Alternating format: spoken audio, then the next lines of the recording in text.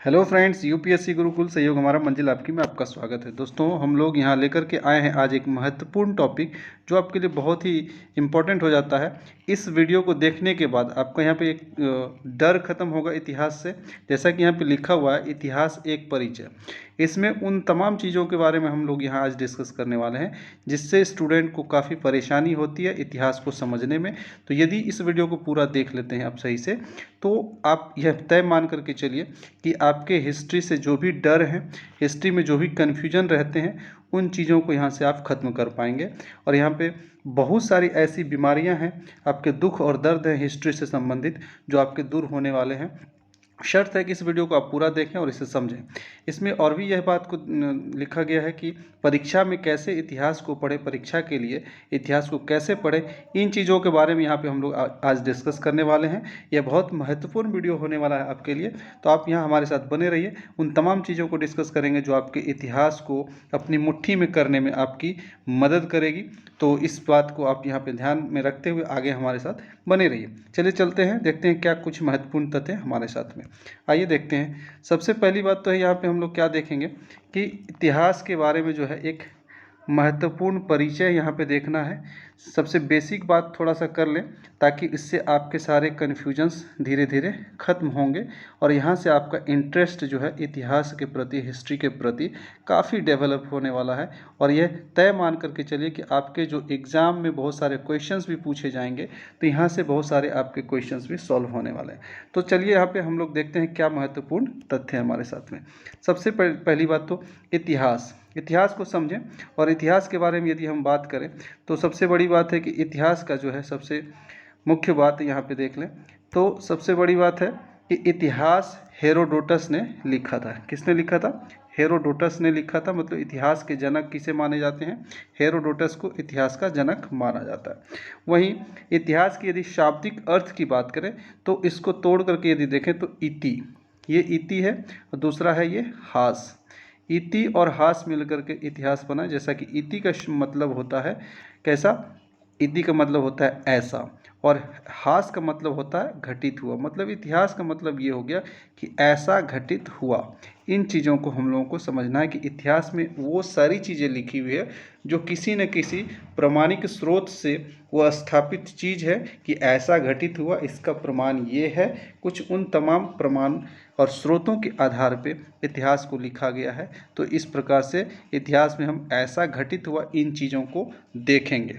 और इसके ग्रीक शब्द को यदि हम लोग पकड़ें, अंग्रेजी के शब्द को, हिस्ट्री को पकड़े, तो ये एक्चुअली ग्रीक शब्द से बना हुआ है, जो कि नाम इसका अर्थ होता है बुनना।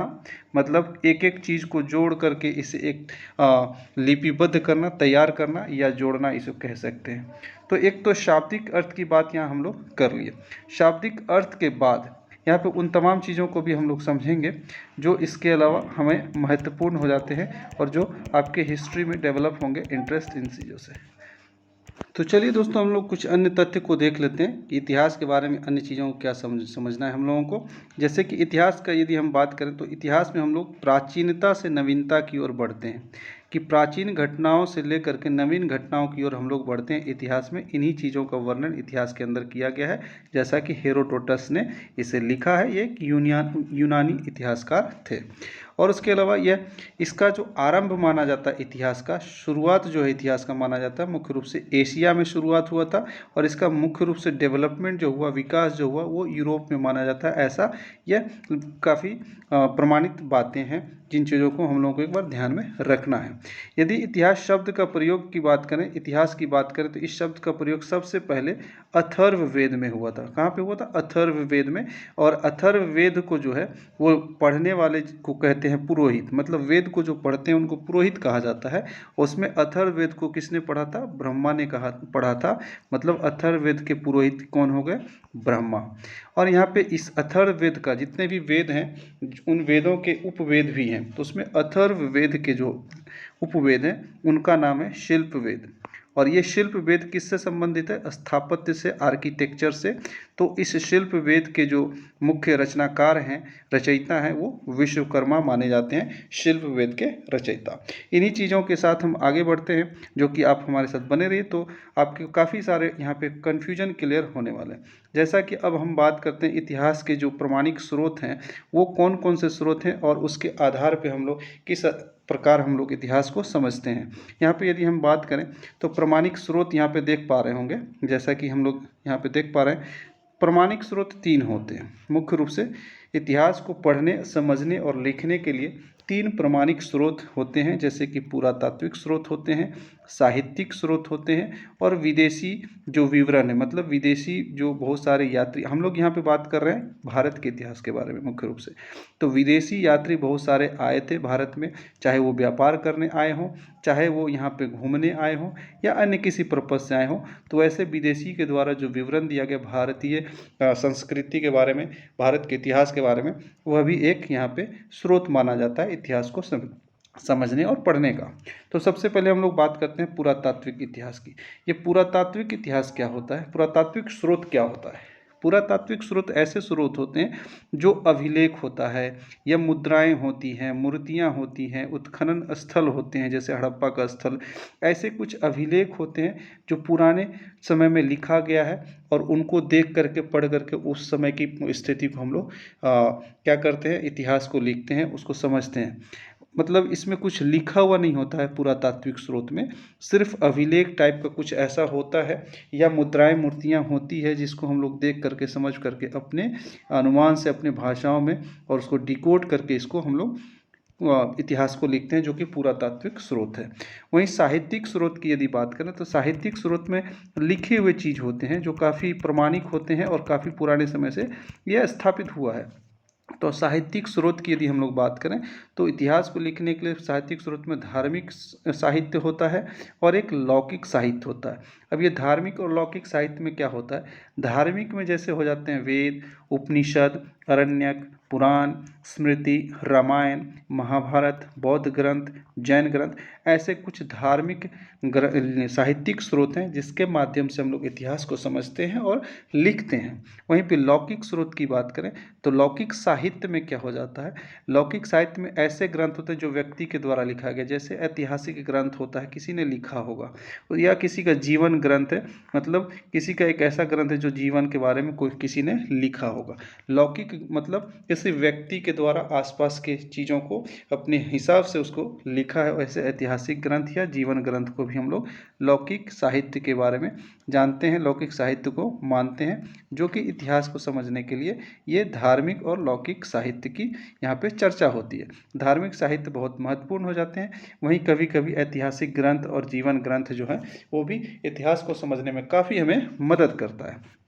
इसके अलावा यहाँ पे विदेशी यात्री की यदि बात करें तो विदेशी यात्रियों ने भी अपने विवरण लिखे हैं, जिसको लगातार इतिहासकारों ने अपने इतिहास में कई बार इसका जिक्र किया है। जैसे कि विदेशी जो विवरण है जो कि यूनानी इतिहासकार या रोमन इतिहासकार लिखे हैं अपने हिसाब से, वहीं अरबी इतिहासकार या अरबी लेखक भी हैं जो इतिहास को लिखा, और चीनी लेखक या चीनी यात्री हैं जो इतिहास को, भारत के इतिहास के बारे में कुछ न कुछ अपनी टिप्पणियाँ की है।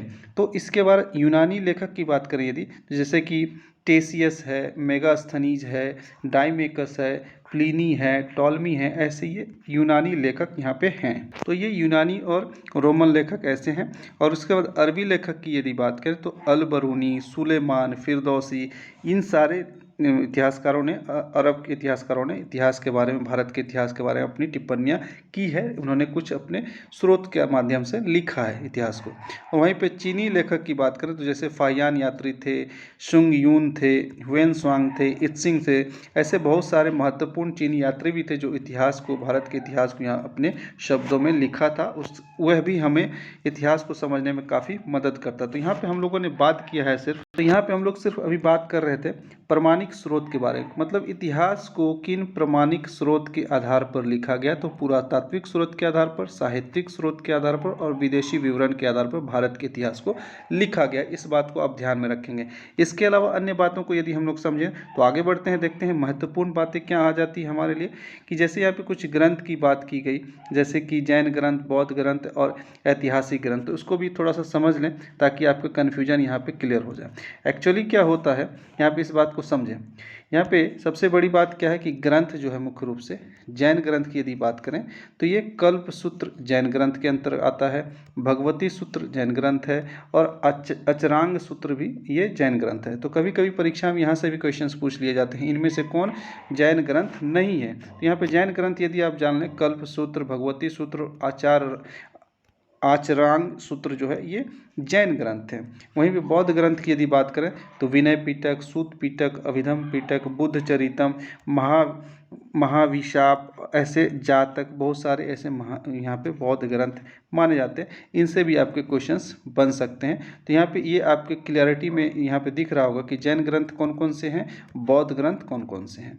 वहीं पे ऐतिहासिक ग्रंथ की यदि बात करें, जैसा कि हम लोगों ने अभी देखा, ऐतिहासिक ग्रंथ भी हमारे प्रमाणिक स्रोत माने जाते हैं। तो उसमें राजतरंगिणी जिसको कि कलहन ने लिखा था, वहीं पृथ्वीराज रासो जिसे चंद्र बरदाई ने लिखा था, हर्षचरितम जिसे वान भट्ट ने लिखा था, मुद्रा राक्षस जिसे विशाख दत्त ने लिखा था, और अर्थशास्त्र जिसे चाणक्य ने लिखा था। ऐसे और बहुत सारे महत्वपूर्ण पुस्तक हैं, ऐतिहासिक ग्रंथ हैं, जिसे हम लोग अपने ऐतिहासिक प्रमाण के रूप में इतिहास को लिखने में समझते हैं, मानते हैं और जानते हैं। तो ऐसे इन चीज़ों से भी यहाँ पे क्वेश्चंस आपके कई बार बन जाते हैं कि इन पुस्तक के लेखक कौन कौन से हैं। जैसे कि राजतरंगिणी की बात करें तो कल्हन, और उसके बाद पृथ्वीराज रासो की बात करें तो चंद्र बरदाई यहाँ पे, और हर्षचरित की बात करें तो वानभट्ट ने लिखा, मुद्रा राक्षस को विशाख दत्त ने लिखा, और चाणक्य ने अर्थशास्त्र को लिखा है। यह अर्थशास्त्र मुख्य रूप से अर्थशास्त्र वो अर्थशास्त्र नहीं है जो आज के हम लोग मॉडर्न इतिहास में पढ़ते हैं, जो मॉडर्न युग में पढ़ते हैं। यह अर्थशास्त्र मुख्य रूप से राजनीतिक और प्रशासनिक व्यवस्था से संबंधित ये अर्थशास्त्र पुस्तक थी, जो कि मौर्य साम्राज्य के राजनीतिक और प्रशासनिक व्यवस्था को यहाँ पे इस अर्थशास्त्र में लिखा गया है। यह भी क्वेश्चंस पूछा जाता है। तो हमारे साथ इस प्रकार से आप बने रहेंगे तो बहुत सारे क्वेश्चंस इस इंट्रोडक्शंस इतिहास एक परिचय के इस लेक्चर से आपके कई सवाल सॉल्व होने वाले हैं, जो कि अभी लगातार आगे आपको बहुत सारे ऐसे तथ्य मिलेंगे। तो ये ग्रंथ की बात हो गई, जो कि जिन ग्रंथों को हम लोग ऐतिहासिक या साहित्यिक स्रोत में हम लोग मानते हैं अपने इतिहास को लिखने के लिए। आगे चलते हैं। इसके अलावा यहाँ पे देख लेते हैं कुछ महत्वपूर्ण बातें जो यहाँ पे प्रमाणिक हम लोग स्रोत मानते हैं। प्रमाणिक स्रोत में इसके प्रमाणिक स्रोत के आधार पर, जो प्रमाणिक स्रोत थे पुरातात्विक थे और उसके अलावा साहित्यिक थे या विदेशी विवरण थे, उन प्रमाणिक स्रोतों के आधार पर इतिहास को यदि हम बांटें तो 3 भागों में इतिहास को बांटा गया है यहाँ पे। जैसा कि प्राग ऐतिहासिक जिसे प्री हिस्टोरिक कहते हैं, और आद्य ऐतिहासिक जिसे प्रोटो हिस्टोरिक कहते हैं, और अंत में ऐतिहासिक जिसे हिस्टोरिक कहते हैं। ये 3 भाग में इतिहास को प्रमाणिक स्रोत के आधार पर बांटा गया है। जैसे कि इस प्रमाणिक स्रोत में यदि हम बात करें कि प्रागैतिहासिक की, तो प्रागैतिहासिक हमारा क्या है? प्रागैतिहासिक की बात करते हैं तो ये प्रागैतिहासिक यहाँ पे देख लीजिए, केवल इस ऐसे प्रागैतिहासिक काल उसे कहते हैं जिसमें केवल अवशेष से उस इतिहास को लिखा गया है। इतिहास के ऐसे काल जिस इतिहास के बारे में सिर्फ अवशेष के माध्यम से हमने लिखा है या किसी ने लिखा है। मतलब क्या है कि ये पाषाण काल जो हुआ करता था, जो जिसको स्टोन एज बोलते हैं, उस पाषाण काल को मुख्य रूप से सिर्फ वहाँ के पत्थर की मूर्तियाँ या उन अवशेषों को देख करके उस समय के जीवन काल को या इतिहास को लिखा गया है, उसे कहते हैं प्राग ऐतिहासिक, जिसमें सिर्फ केवल अवशेष को लिया गया है, उससे इतिहास को लिखा गया है। वहीं ऐतिहासिक आद्य ऐतिहासिक की बात करें जिसे कि कहते हैं प्रोटो हिस्टोरिक। प्रोटो हिस्टोरिक में क्या होता है कि अवशेष का यूज़ तो हुआ ही है इस इतिहास के काल को लिखने के लिए। आद्य ऐतिहासिक इतिहास को लिखने के लिए अवशेष का हेल्प लिया गया, और साहित्य का भी यूज़ किया गया है, जो साहित्यिक लेख हैं, लेकिन उनको पढ़ा नहीं जा सका। तो आद्य ऐतिहासिक की बात यदि करें कि आद्य ऐतिहासिक काल किसे कहें, तो ऐसे काल इतिहास का जिसमें अवशेष का प्रयोग करके हमने इतिहास को लिखा, साहित्यिक चीज़ों को देख करके हमने इतिहास को लिखा, लेकिन उन साहित्यिक चीज़ों को अब तक पढ़ा नहीं गया। तो ये यहाँ पे यदि हम बात करें प्राग ऐतिहासिक काल की, तो प्राग ऐतिहासिक काल में क्या हो जाएगा, ये पाषाण काल, जिसको कि सिर्फ अवशेष के माध्यम से लिखा गया पाषाण काल को। वहीं फिर आद्य ऐतिहासिक की बात करें तो ये इसमें अवशेष और साहित्यिक स्रोत की बात की गई, जिसमें कि हड़प्पा और वैदिक काल की जिक्र होती है, हड़प्पा और वैदिक काल का जिक्र होता है। हड़प्पा और वैदिक काल जो है आदि ऐतिहासिक के अंतर्गत आता है, क्योंकि हड़प्पा और वैदिक काल के जो इतिहास लिखे गए हैं वह सिर्फ अवशेष और साहित्य प्रमाण के आधार पर लिखे गए हैं, लेकिन वैसे साहित्य थे उस समय जिसको कि पढ़ा नहीं जा सका। कैसे साहित्य थे? जिससे पढ़ा नहीं जा सका। इसके अलावा यदि ऐतिहासिक की बात करें तो ऐतिहासिक में हम लोग क्या देखते हैं, इसमें ऐतिहासिक में क्या होता है, अवशेष भी हैं, साहित्यिक स्रोत भी हैं और उस साहित्यिक स्रोतों को पढ़ा भी जा सका है। तो इतिहास के वैसे काल जिसमें अवशेष का प्रयोग हुआ, साहित्यिक लेख का प्रयोग हुआ और उन साहित्यिक चीज़ों को, लिखित चीज़ों को पढ़ा भी जा सका, तो ऐसे में इस काल को ऐतिहासिक काल माना जाता है, जिसमें कि महाजनपद काल जो 600 बीसी से शुरू होता है, उस 600 बीसी से लेकर के आज के आधुनिक इतिहास को हम लोग ऐतिहासिक काल मानते हैं। 600 ईसा पूर्व से लेकर के जो महाजनपद काल से माना जाता है, वहाँ से लेकर के आज के इतिहास को, यदि आज तक के इतिहास को हम लोग समझें तो उसे कहा जाता है आदि ऐतिहासिक काल। इन शॉर्ट में इसको एक बार पुनः यदि बात कर दें कि प्रमाणिक स्रोत के आधार पर जो इतिहास को लिखा गया है, तो उनको 3 आधार पर बांटा गया है। क्या क्या बांटा गया है? एक तो प्रागैतिहासिक में क्या है, देखिए, प्रागैतिहासिक ऐसे इतिहास का काल है जिसमें केवल अवशेष का प्रयोग हुआ और उसे लिखा गया, जैसे कि पाषाण काल। वहीं पे आदि ऐतिहासिक की यदि बात करें, जिसे कि प्रोटो हिस्टोरिक बोलते हैं, उसमें अवशेष का भी प्रयोग हुआ, साहित्य का भी प्रयोग हुआ, लेकिन ऐसे साहित्य जिसे पढ़ा नहीं जा सका। तो ऐसे आदि ऐतिहासिक की बात करेंगे तो हड़प्पा और वैदिक काल आदि ऐतिहासिक काल में आते हैं। क्वेश्चंस पूछा जाता है कि हड़प्पा संस्कृति या वैदिक काल किस ऐतिहासिक काल में है, तो प्रोटो हिस्टोरिक या आदि ऐतिहासिक काल में है। यहाँ से ये क्वेश्चंस आपके बनते हैं। ऐतिहासिक काल की यदि बात करें तो ऐसे अवशेष मिले, साहित्यिक लेख मिले भी और उन्हें पढ़ा भी गया। तो ऐसे ऐतिहासिक काल को हम लोग कहाँ से समझते हैं? महाजनपद काल 600 बीसी से लेकर के आज के आधुनिक इतिहास तक को हम लोग, जैसे कि महाजनपद काल, मध्यकालीन इतिहास या आधुनिक इतिहास, ये ऐतिहासिक इतिहास की बात करता है प्रमाणिक स्रोत के आधार पे। तो यहाँ पे आप 3 चीज़ों को समझ गए कि प्रागैतिहासिक क्या होता है, आधि ऐतिहासिक क्या होता है और ऐतिहासिक क्या होता है। यहाँ पे प्राग ऐतिहासिक और आदि ऐतिहासिक, इन दोनों को प्राचीन इतिहास में हम लोग मानते हैं। मुख्य रूप से प्राचीन इतिहास इसे माना जाता है। जो प्राग ऐतिहासिक है और आदि ऐतिहासिक है, ये प्राचीन इतिहास का भाग होता है। वहीं पे ऐतिहासिक में तीनों आते हैं, प्राचीन भी, मध्यकालीन भी और आधुनिक भी। ये तीनों कहाँ पे आ जाते हैं? ऐतिहासिक काल में, क्योंकि महाजनपद से लेकर के यहाँ पे लगभग 750 ईस्वी तक जो है हम लोग क्या मानते हैं? प्राचीन। और 750 से लेकर के आगे जब बढ़ते हैं 1757 तक लगभग, तो मध्यकालीन इतिहास, उसके बाद आधुनिक इतिहास हम लोग मुख्य रूप से मानते हैं। तो ये आपके 3 स्रोत के आधार पर इतिहास को जो हमने बांटा उसे हम लोगों ने देखा। आगे चलते हैं। इसके अलावा अन्य महत्वपूर्ण तथ्य, जैसे भी यहाँ पे आप देख पा रहे हैं कि क्या महत्वपूर्ण चीज़ें। सबसे पहली बात, पाषाण काल। ये पाषाण काल को 3 भागों में बांटा गया है। पूरा पाषाण काल, जिसका कि लगभग ईस्वी यदि ध्यान रखें तो ये 5 लाख ईसा पूर्व से 1000 ईसा पूर्व तक। ये ईसा पूर्व क्या है, इसे भी आज आप समझेंगे बहुत अच्छे तरीके से, कोई कन्फ्यूजन नहीं होगा। जिसको कि ईसा पूर्व कहते हैं, ईस्वी कहते हैं या बीसी भी कहते हैं, कभी कभी एडी भी आपको लिखा हुआ मिलता है। तो ये पाषाण काल को पहले तो पूरा पाषाण काल में बांट दिया, जिसका काल जो है 5 लाख ईस्वी पूर्व से 1000 ईस्वी पूर्व तक माना जाता है। वहीं पे मध्य पाषाण काल की यदि हम लोग बात करें तो मध्य पाषाण काल जो है, यहाँ पे देख लीजिए, मध्य पाषाण काल में इसे बांटा गया है 9000 ईस्वी पूर्व से लगभग 4000 ईस्वी पूर्व तक।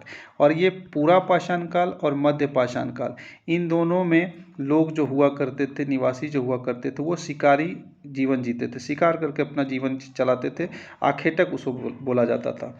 तो पूरा पाषाण काल या मध्य पाषाण काल जो है, इस समय गांव का निर्माण नहीं हुआ था। इस बात को ध्यान रखेंगे कि पूरा पाषाण काल और मध्य पाषाण काल मतलब 4000 ईस्वी पूर्व तक ये गांव का निर्माण नहीं हुआ था। ये 4000 ईस्वी पूर्व कैसे है उसे हमें आगे समझना है, जिसको कि आप देखेंगे बहुत अच्छे तरीके से समझ में आपको आएगा। तो ये ध्यान रखेंगे कि पूरा पाषाण और मध्य पाषाण काल में गांव का निर्माण नहीं हुआ था। उस समय लोग शिकार करके अपना जीवन यापन करते थे, उन शिकारियों को आखेटक कहा जाता था। उसके अलावा यहाँ पे तीसरा जो पाषाण काल का महत्वपूर्ण काल है, जिसे बोला जाता है नव पाषाण काल या ताम्र युग या ताम्रपाषाण काल या कैल्कोलिथिक या चैल्कोलिथिक भी बोलते हैं। तीनों चीज़ को आप ध्यान रखेंगे, क्वेश्चंस पूछता है। नवपाषाण काल को ही ताम्र युग बोलते हैं या ताम्रपाषाण युग बोलते हैं या यहाँ पे कैल्कोलिथिक या चैल्कोलिथिक भी बोलते हैं। तो नवपाषाण काल को दो हिसाब से पढ़ते हैं। पहला कि विश्व के स्तर पर यदि हम इसे बांटें तो 9000 BC से 2500 BC तक में ये नवपाषाण काल की शुरुआत हुई थी, जो विश्व स्तर पर देखते हैं।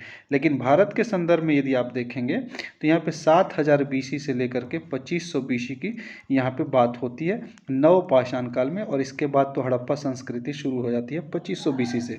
अब इस नवपाषाण काल में महत्वपूर्ण बात यह है कि गांव का भी निर्माण हो गया था और लोग यहाँ पे कृषि करना भी प्रारंभ कर दिए थे। तो इस प्रकार हम लोग देख पा रहे हैं दोस्तों कि पाषाण काल को 3 भाग में बांटा, पूरा पाषाण काल, मध्य पाषाण काल और नवपाषाण काल।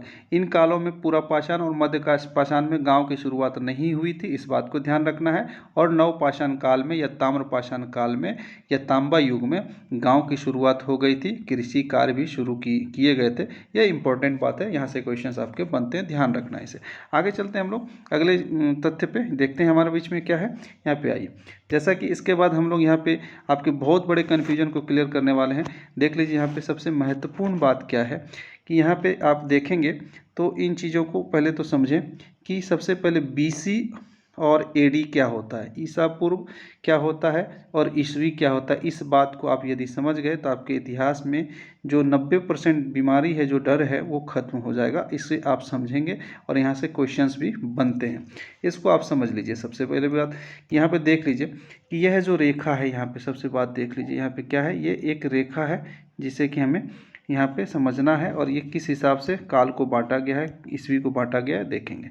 इस रेखा को आप यदि ऐसे मानते हैं पूरा ये रेखा, तो ये एक टाइम लाइन है, ये एक आपका तारीख है, कहाँ से कहाँ तक इसे समझना है। इसमें यहाँ पे देख लीजिए, इस लाइन को ये यहाँ पे 0 इसे मान लिया गया है। क्या मान लिया गया है इसको, यहाँ पे इसे 0 मान लिया गया है और इस 0 को उस जगह पे माना गया है जब ईसा का जन्म हुआ था। मतलब इतिहासकारों ने जो टाइम लाइन डिसाइड किया है, तो ईसा मसीह का जो जन्म हुआ था उसको 0 मान लिया। ईसा मसीह का जब भी जन्म हुआ है उसे इसने क्या मान लिया, 0। और 0 के बाद इधर 1 2 3 से लेकर के आज तक, और 0 से पहले इधर चलेंगे तो ईसा पूर्व हो जाएगा। मतलब ईसा मसीह के जन्म से पहले, तो पूर्व इसको बोलते हैं, ईसा मसीह से पूर्व। और ईसा मसीह के जन्म के बाद इधर मानेंगे तो ईसा मसीह के जन्म के बाद। तो ईसा मसीह के जन्म से पूर्व को ईसा पूर्व बोलते हैं और ईसा मसीह के जन्म के बाद को ईस्वी बोलते हैं। इसे समझना है। ईसा मसीह के जन्म के पहले को ही ईसा पूर्व या BC बोलते हैं, जिसे कि बिफोर क्राइस्ट बोलते हैं, मतलब ईसा से पहले का युग। वहीं पे दूसरी बात देखें कि ईसा मसीह के जन्म के बाद की बात करें तो उसे बोलते हैं एनो डोमिनी, मतलब ईसा मसीह के बाद का युग। ईसा मसीह के जन्म के बाद का युग हमको पढ़ना होता है इतिहास में, और ईसा मसीह के जन्म के पहले के इतिहास को पढ़ना होता है। इस बात को आप समझ पाए होंगे, हमें उम्मीद है यहाँ पे कि ईसा मसीह के जन्म को 0 माना इतिहासकारों ने, और उसके ईसा मसीह के जन्म से पूर्व जो चीज़ें हैं उसे क्या माना, उसे माना ईसा पूर्व, जिसे कि हम लोग BC कहते हैं, बिफोर क्राइस्ट कहते हैं। BC कहते हैं, बिफोर क्राइस्ट कहते हैं। उसके बाद ईसा मसीह के जन्म के बाद को एनो डोमिनी माना, जिसे कि AD कहते हैं, मतलब ईस्वी कहते हैं। ईसा पूर्व आपको समझ में आ गया होगा और ईस्वी भी आपको समझ में आ गया होगा कि कैसे लिखते हैं। अब क्या है, ईसा पूर्व से यदि हम चलते हैं पीछे से, तो इधर आते आते यहाँ पे हमको 0 तक आना पड़ता है। मतलब यदि हम बात करें 57, जैसे यहाँ पे लिखा हुआ 57 ईसा पूर्व, तो 57 से इधर आएंगे 0 की तरफ, तो 57 के बाद इधर हो जाएगा 56 54, इस हिसाब से आते आते यहाँ पे 1 के बाद यहाँ पे 0 होगा, और फिर 0 से यहाँ पे 1 2 3 4 से लेकर के आज तक के डेट को हम लोग पढ़ते हैं, जो कि लगातार 0 से ये बढ़ते जाता है। इसलिए इतिहास में यदि आप पढ़ेंगे तो ईसा पूर्व मतलब आपको जो संख्या दिया हुआ वहाँ से आपको 0 तक आना है, और फिर 0 से आपको 1 से शुरू करते हुए आगे बढ़ना है। तो इस बात को यहाँ पे आप ध्यान रखेंगे। अब इसमें ईसा पूर्व और ईस्वी को समझने के बाद यहाँ पे आप 2-3 चीज़ों को समझ लें कि आपने सुना होगा संवत, शक संवत, गुप्त संवत। इतिहास में इन चीज़ों का प्रयोग होता है। यहाँ से क्वेश्चन पूछते हैं कि शक संवत क्या होता है, विक्रम संवत क्या है, शक संवत क्या है, गुप्त संवत क्या है और हिजरी संवत क्या है। एक्चुअली ये संवत का मतलब शाब्दिक अर्थ यदि बात करें तो इसका मतलब होता है युग। क्या मतलब होता है? युग होता है। अब ये संवत का मतलब युग होता है, तो इसका शाब्दिक अर्थ संवत का मतलब हो गया युग। तो ये विक्रम संवत क्या है, शक संवत क्या है, गुप्त संवत क्या है और हिजरी संवत क्या है, इसे समझना है। देखिए दोस्तों, ये संवत जो है, युग जो है, उस समय के जब इतिहास में राजा महाराजा हुआ करते थे, तो अपनी उपलब्धि प्राप्त करने के बाद यहाँ पे क्या करते थे, अपने हिसाब से वो अपना एक युग चलाते थे और उसका एक नाम देते थे। जैसे कि यहाँ पे विक्रम संवत की यदि बात करें, तो विक्रम संवत में ये क्या किया था कि 57 ईस्वी पूर्व मतलब 57 बीसी में यहाँ पे विक्रमादित्य जो थे, जो परमार वंश के विक्रमादित्य राजा थे, बहुत शक्तिशाली राजा थे परमार वंश के विक्रमादित्य, उन्होंने अपना राज्याभिषेक किया था कब? 57 ईस्वी पूर्व में। और वो विक्रमादित्य राज्याभिषेक कब किए? उज्जैन के शक को हरा करके। कब? उज्जैन में एक शक का शाखा हुआ करती थी उज्जैन के क्षेत्र में, वहाँ पे पूर्णतः उज्जैन में शक को पूर्ण रूप से विक्रमादित्य ने हराया था और उसके बाद अपना राज्याभिषेक करवाया था। कब करवाया था? 57 ईस्वी पूर्व में, मतलब 57 बीसी में। तो 57 बीसी में जब विक्रमादित्य अपना राज्याभिषेक करवा लिया, तो उन्होंने कहा यहाँ से मेरा युग शुरू होता है, जिसका नाम हम रखते हैं विक्रम संवत, मतलब विक्रम का युग, विक्रमादित्य का युग। तो ये शक संवत जो है कब स्थापित हुआ था, क्वेश्चन पूछा जाता है। तो शक संवत स्थापित हुआ था आपका 57 बीसी में, इस बात को ध्यान रखेंगे। और शक संवत का स्थापना क्यों हुआ था? क्योंकि विक्रमादित्य ने मुख्य रूप से उज्जैन के शक को पूर्णतः हरा दिया था, मतलब अंततः शक की जितनी भी शाखाएं थी उज्जैन में आकर के अंततः हार गई थी। तो शक को पराजित करने के उपलक्ष्य में विक्रमादित्य ने अपना राज्याभिषेक कराया था 57 बीसी में, मतलब 57 ईस्वी पूर्व में। उसी को विक्रम संवत कहा जाता है। यहीं से विक्रम संवत की शुरुआत होती है, एक युग की शुरुआत होती है, जिसे एक अलग तारीख के रूप में उसमें पढ़ते थे। जैसे कि आज के वर्तमान में हम लोग पढ़ते हैं 2000 ईस्वी, 19वीं ईस्वी, 20वीं ईस्वी, या किसी का काल पढ़ते हैं, तो उस हिसाब से विक्रम का काल, विक्रमादित्य का काल हुआ करता था। शुरू कहाँ से हुआ? 57 ईस्वी पूर्व से। उसके बाद यहाँ पे 0 तक चलेगा, जो कि ईसा मसीह के जन्म तक आता है। उसके बाद फिर आगे चल करके जब ईस्वी में आप आएंगे, जो एन्नो डोमिनी वाले क्षेत्र में आएंगे, ईसा मसीह के जन्म के बाद की बात करेंगे, तो फिर एक शक संवत यहाँ पे चलाया गया। विक्रम संवत के बाद क्या चला गया?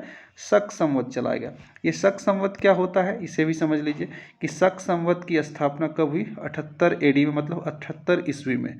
78 ईस्वी में शक संवत की स्थापना होती है। ये शक संवत क्या होता है, इसे समझिए कि यहाँ पे कुषाण वंश का एक राजा थे उस समय, और उस समय कुषाण वंश के राजा जो कनिष्क थे, उसने अपना राज्याभिषेक कराया था। क्या कराया था? राज्याभिषेक कनिष्क ने कराया था 78 ईस्वी में, और यहाँ पे अपने राज्याभिषेक के बाद शक संवत की शुरुआत की थी। और यह शक संवत आज के भारत का सरकारी कैलेंडर इसी को माना जाता है। 78 ईस्वी से भारत का सरकारी कैलेंडर की शुरुआत हुई थी। जो भारत सरकार का कैलेंडर है वो शक संवत के आधार पर चलता है, और शक संवत की स्थापना 78 ईस्वी में हुई थी, जिसमें कि कनिष्क ने अपने राज्याभिषेक के उपलक्ष्य में यहाँ पे शक संवत की स्थापना की थी। और यहाँ से यह कनिष्क का युग शुरू होता है, मतलब शक संवत मतलब कनिष्क का युग। कनिष्क राजा कनिष्क जो थे कुषाण वंश के, उसका युग यहाँ से शुरुआत होता है, और इसी शक संवत को भारत सरकार का सरकारी कैलेंडर माना जाता है। बहुत महत्वपूर्ण है, ये क्वेश्चन यहाँ से पूछे जाते हैं। अगला यदि बात करें तो यहाँ पे क्या है? गुप्त संवत की बात है। क्या है? गुप्त संवत। अब गुप्त संवत की यदि हम लोग बात करें, ये गुप्त संवत क्या है? यह 320 ईस्वी में या 319 ईस्वी भी कभी कभी माना जाता है, तो याद रखेंगे 320 या 319। तो 320 या 319 ईस्वी में गुप्त संवत चला था। कुषाण के युग के बाद कौन संवत चला है? गुप्त संवत चला है। ये कौन चलाया? चंद्रगुप्त प्रथम ने चलाया था। चंद्रगुप्त प्रथम अपना राज्याभिषेक किया था कब? 320 ईस्वी में। कभी कभी 319 भी मिलेगा, तो ऑप्शन के अनुसार आप जाएंगे। 320 ऑथेंटिक है। तो चंद्रगुप्त प्रथम का जो राज्याभिषेक हुआ था, गुप्त वंश का जो शासक था, महान शासक, प्रतापी शासक, ये चंद्रगुप्त प्रथम का जो राज्याभिषेक 320 ईस्वी में हुआ, वहीं पे ये गुप्त संवत की शुरुआत हुई। मतलब चंद्रगुप्त प्रथम का ये युग शुरू हुआ, काल शुरू हुआ। और अंततः एक सुनते होंगे आप लोग लगातार कि हिजरी संवत। ये हिजरी संवत क्या है? ये हिजरी संवत है मुस्लिमों का कैलेंडर। पर। मुस्लिम युग की शुरुआत यहीं से मानी जाती है 622 ईस्वी से। 622 ईस्वी से किसकी शुरुआत है? मुस्लिम युग की, इस्लाम धर्म की शुरुआत होती है, जिसको कि इस्लाम धर्म के कैलेंडर को क्या कहते हैं? हिजरी संवत, मतलब इस्लाम युग की शुरुआत। यह कब शुरू हुआ था? 622 ईस्वी में शुरू हुआ था। क्यों हुआ था? क्योंकि मोहम्मद साहब जो है, ये मोहम्मद साहब मक्का से मदीना की यात्रा 622 ईस्वी में ही किया था। 1 महीने की ये यात्रा थी मक्का से मदीना तक की, जो कि मोहम्मद साहब ने किया था काफ़ी कष्ट में, लगभग 1 महीने का। इसी के उपलक्ष्य में लोगों ने यहाँ पे रोज़ा रखना शुरू किया इस्लाम धर्म में। तो मोहम्मद साहब का मक्का से मदीना यात्रा जो 1 महीने का होता है, उसी के उपलक्ष्य में, उसी को याद करने के लिए यहाँ पे इस्लाम धर्म में रोज़ा रखा जाता है 1 महीने का, जिसे यहाँ पे हमें समझना था। तो इस प्रकार से आपको यहाँ पे समझ में आ गया होगा दोस्तों कि ईसवी पूर्व क्या होता है और संवत क्या होता है। तो ईसवी पूर्व में आप ईसा मसीह के जन्म से पहले का काल को कहते हैं ईसवी पूर्व, और ईसा मसीह के जन्म के बाद के काल को कहते हैं, वहाँ पे ईसवी कहते हैं। और विक्रम संवत जो है वो चलाया था विक्रमादित्य ने, शक को पूरी तरीके से हरा करके, और विक्रमादित्य अपना राज्याभिषेक कराया था। शक संवत किसने चलाया? वो चलाया था कुषाण वंश के कनिष्क ने, जो कि भारत सरकार का ये वर्तमान कैलेंडर भी माना जाता है। शक संवत 78 ईस्वी में चलाया था। गुप्त संवत, यहाँ पर गुप्त संवत की बात करें तो गुप्त संवत चंद्रगुप्त प्रथम ने, गुप्त वंश का प्रतापी राजा, 320 या 319 ईस्वी में चलाया था। और हिजरी संवत की बात करें तो मोहम्मद साहब ने चलाया था। मोहम्मद साहब के मक्का से मदीना यात्रा के उपलक्ष्य में 622 ईस्वी में यहाँ पे हिजरी संवत की स्थापना की गई थी, जो इस्लाम धर्म में इसे माना जाता है। अन्य चीज़ों को भी यहाँ पे हम लोग समझते हैं। तो दोस्तों यहाँ पे हम लोग देख पा रहे होंगे, बहुत सारे आपके कन्फ्यूजन भी क्लियर हुए होंगे, उम्मीद करता हूँ। और यह हमारे साथ बने रहिए, थोड़ा सा वीडियो लंबा होने वाला है, लेकिन आपके लिए बहुत महत्वपूर्ण, इतिहास के डर को खत्म करेगा। और इतिहास को कैसे पढ़ना चाहिए वो आगे हम लोग अभी बात करने वाले हैं। कुछ बेसिक चीज़ को हम यहाँ पे अभी डिस्कस करते हुए निकल रहे हैं। चलिए दोस्तों आगे बढ़ते हैं, कुछ महत्वपूर्ण बेसिक चीज़ को यहाँ पे देखते हैं। यहाँ पे अब यदि बात करें, कई बार इस चीज़ को कन्फ्यूजन में लोगों को, यहाँ पे क्वेश्चन लोगों का गलत हो जाता है, कन्फ्यूजन नहीं रहना चाहिए। इस बात को आप समझें कि यहाँ पे क्या है। 2 चीज़ को आप समझ लें, महत्वपूर्ण है आपके एग्जाम पॉइंट ऑफ व्यू से। कई बार इसको क्रम में सजाने के लिए दे दिया जाता है। तो जैसे हिंदू धर्म की शुरुआत सबसे पहले हुई थी, उसके बाद जैन धर्म की शुरुआत हुई, बौद्ध धर्म की शुरुआत उसके बाद, ईसाई धर्म की उसके बाद, और इस्लाम धर्म की अंततः।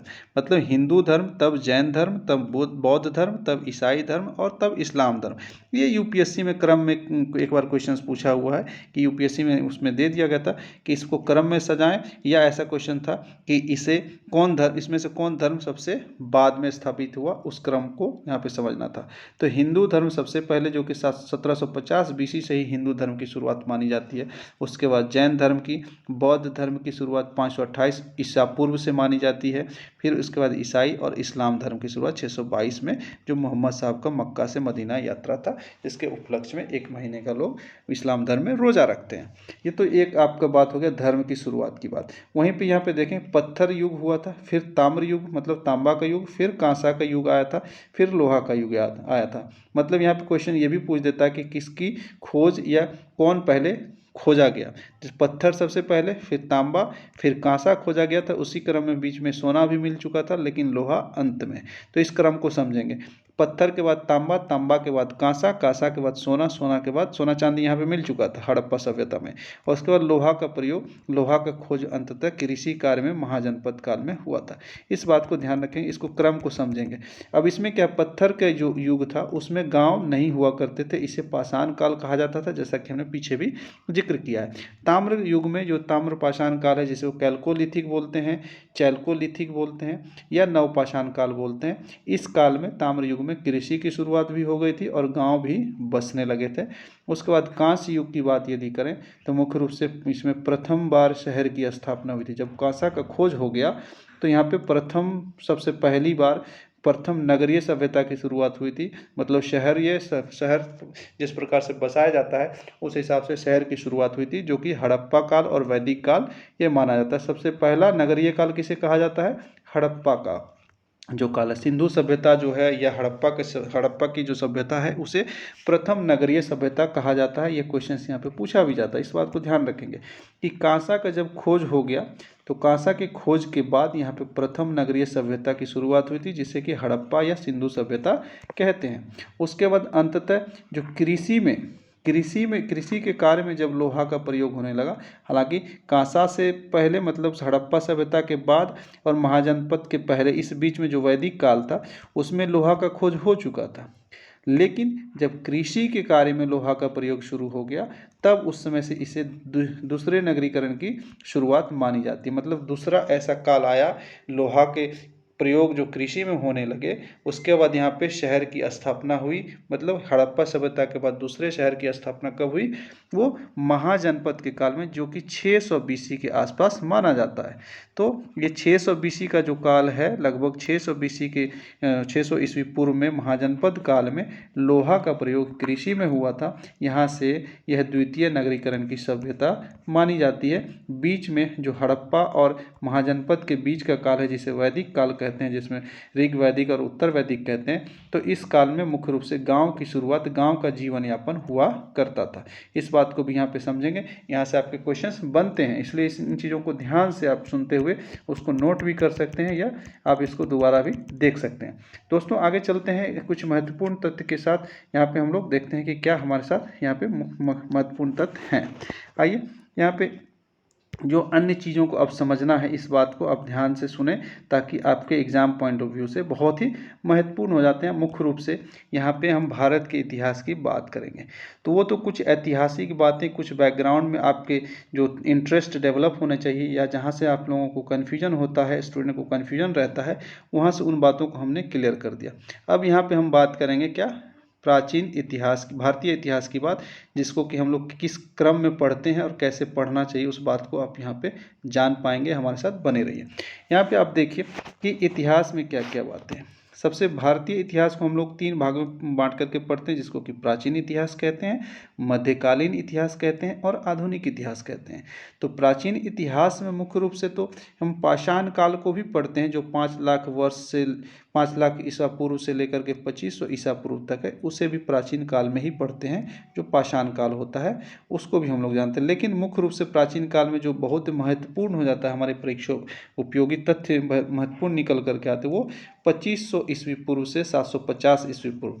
तो मुख्य रूप से इतिहासकारों ने प्राचीन इतिहास को कहाँ से कहाँ तक बांटा? सिंधु सभ्यता से लेकर के, जो कि 2500 ईस्वी पूर्व से मतलब 2500 बीसी से शुरू होता है सिंधु सभ्यता, हड़प्पा सभ्यता, और 750 ईस्वी तक जो पाल का जो स्थापना होता है, पाल साम्राज्य का, वहाँ तक की बात हम लोग प्राचीन इतिहास में मुख्य रूप से पढ़ते हैं, जो सबसे प्रामाणिक डिवीजन है। देखिए दोस्तों, यहाँ पे इतिहास के डिवीजन को कई इतिहासकारों ने अपने अपने हिसाब से बांटा है। यूरोपीय अपने हिसाब से, भारतीय इतिहासकार अपने हिसाब से, मराठा इतिहासकार अपने हिसाब से, इस प्रकार से कई क्षेत्रीय इतिहासकारों ने इतिहास को, भारतीय इतिहास के काल को प्राचीन, मध्यकालीन, आधुनिक अपने हिसाब से बांटा है। लेकिन सबसे प्रामाणिक जो है, जो प्रामाणिक बातें मानी जाती है, उसी को हम लोग यहाँ पर डिस्कस कर रहे हैं। तो प्राचीन इतिहास की यदि बात करें भारत के संदर्भ में, तो 2500 बीसी से लेकर के 750 एडी, मतलब 2500 ईस्वी पूर्व से लेकर के 750 ईस्वी तक की बात को हम लोग प्राचीन इतिहास में हम लोग मुख्य रूप से पढ़ते हैं। और उसके बाद मध्यकालीन इतिहास, जो कि सबसे महत्वपूर्ण और सबसे कन्फ्यूजन लोगों को, स्टूडेंट को यहीं पे होता है। इस बात को आप समझेंगे क्योंकि बहुत महत्वपूर्ण होते हैं, यहाँ से आपके कन्फ्यूजन क्लियर होने वाला है। अब देखिए, मध्यकालीन इतिहास को 750 ईस्वी से लेकर के 1757 ईस्वी तक के इतिहास को हम लोग मध्यकालीन इतिहास में पढ़ते हैं। कई बार इसमें कई लोग यूरोपीय जो है वो 1498 तक ही जो यूरोप का आगमन भारत में हो जाता है, वास्को डिगामा का, वहाँ से आधुनिक शुरुआत कर देते हैं। लेकिन मुख्य रूप से सबसे प्रमाणिक जो है वो 750 ईस्वी से 1757 ईस्वी प्लासी के युद्ध तक हम लोग मध्यकालीन इतिहास में, भारत के इतिहास के संदर्भ में पढ़ते हैं। तो इस बात को समझना है और इस हिसाब से मध्यकालीन इतिहास को और कई भागों में बांटा गया है, जो कि आपको यहाँ पे समझना है। काफ़ी यहाँ पे आपके लिए बहुत महत्वपूर्ण हो जाते हैं। जैसे कि मध्यकालीन इतिहास को मुख्य रूप से यहाँ पे 2 भाग में बांट दिया। यदि 2 भाग की बात करें तो एक पूर्व मध्यकाल कहा जाता है, जिसको 750 से लेकर के 1206 की बात करेंगे। उसके बाद उत्तर मध्यकाल की बात करता है। उत्तर मध्यकाल में 1206 से लेकर के 1757 तक की बात करेगा। और इसी उत्तर मध्यकाल में यूरोपीय कंपनियों का आगमन, जो 1498 से 1763 की बात होती है, उसे भी हम लोग इसी मध्यकाल में, उत्तर मध्यकाल में पढ़ते हैं, यूरोपीय कंपनी का आगमन और अन्य बातें। अब यहाँ पे यदि इसको और डिवीजन लेकर के करें तो इस बात को आप समझेंगे, बहुत महत्वपूर्ण होगा आपके लिए, क्योंकि इसको समझने के बाद आपका इतिहास का डर यहाँ से ख़त्म होने वाला है। तो आप यहाँ पे देख पा रहे होंगे कि पूर्व मध्यकाल जो है 750 से 1206, इसमें हम लोग क्या करते हैं, इसमें एक्चुअली क्या होता है कि पूर्व मध्यकाल को उत्तर भारत का साम्राज्य जो है, जो और दक्कन का जो साम्राज्य है, इसके बारे में हम लोग पढ़ते हैं पूर्व मध्यकाल में।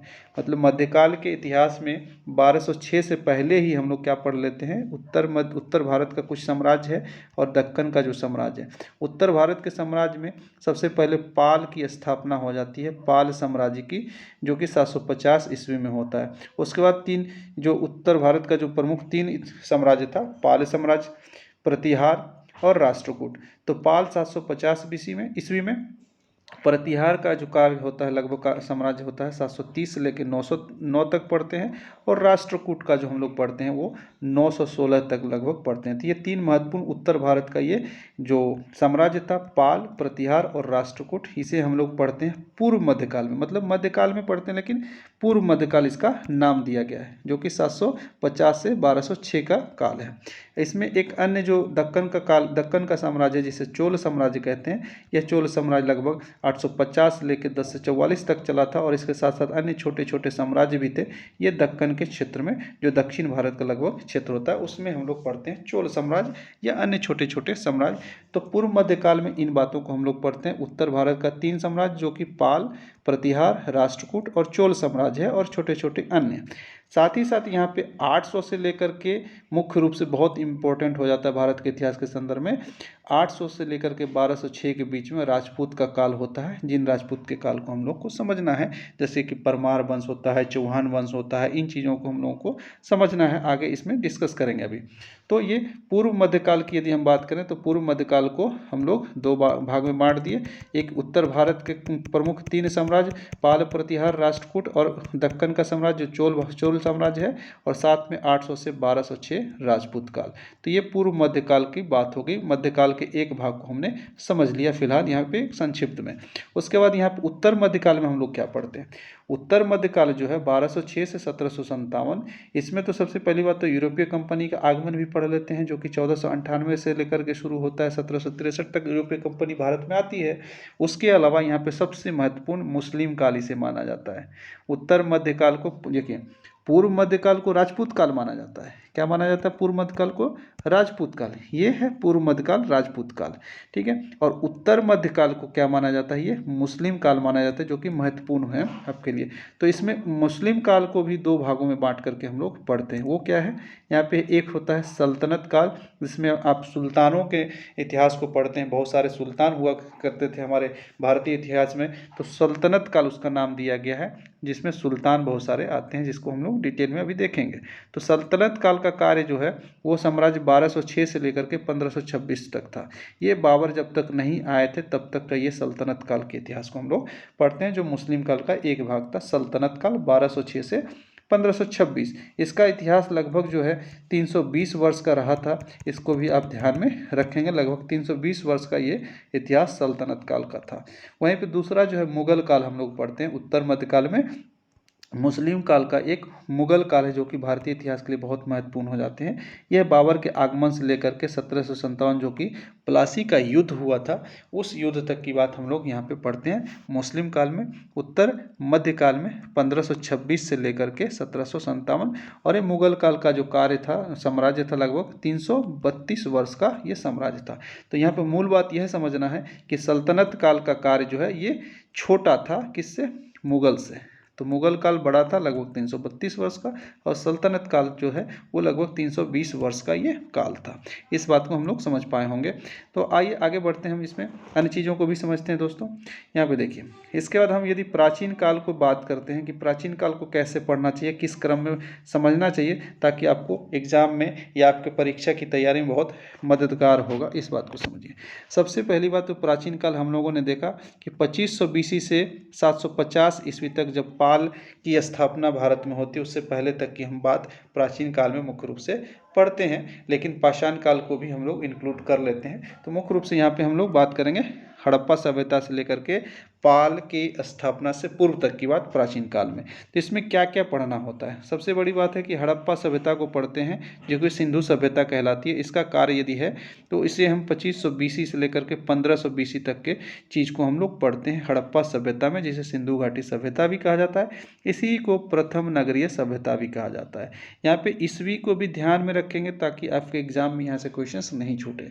दूसरा, इसके बाद प्राचीन में क्या, हड़प्पा के बाद क्या पढ़ते हैं? वैदिक काल। वैदिक काल में क्या होता है? एक होता है ऋग वैदिक काल, एक होता है उत्तर वैदिक काल। तो ऋग वैदिक काल में हम लोग क्या पढ़ते हैं? बहुत सारे यहाँ पे यहाँ पे ग्रंथ स्थापित हुए थे उनके बारे में पढ़ते हैं। और उत्तर वैदिक काल में हम लोग क्या पढ़ते हैं? उसमें मुख्य रूप से पढ़ते हैं बहुत सारे जो यहाँ पे कर्म कांड की शुरुआत हो गई थी उत्तर वैदिक काल में, उन चीज़ों को पढ़ते हैं जिसका कार्यकाल जो है 1000 BC से 600 BC तक माना जाता है, महाजनपद से पहले तक। तो हड़प्पा के बाद हम लोग पढ़ते हैं वैदिक काल। वैदिक काल के बाद पढ़ते हैं यहाँ पे महाजनपद काल, जो कि 600 BC से 322 BC तक माना जाता है। इसी को सूत्र काल भी कहते हैं और धर्म काल भी कहते हैं। इस बात को आप ध्यान रखेंगे, सूत्र काल को ही महाजनपद काल कहते हैं या धर्म काल भी कहते हैं।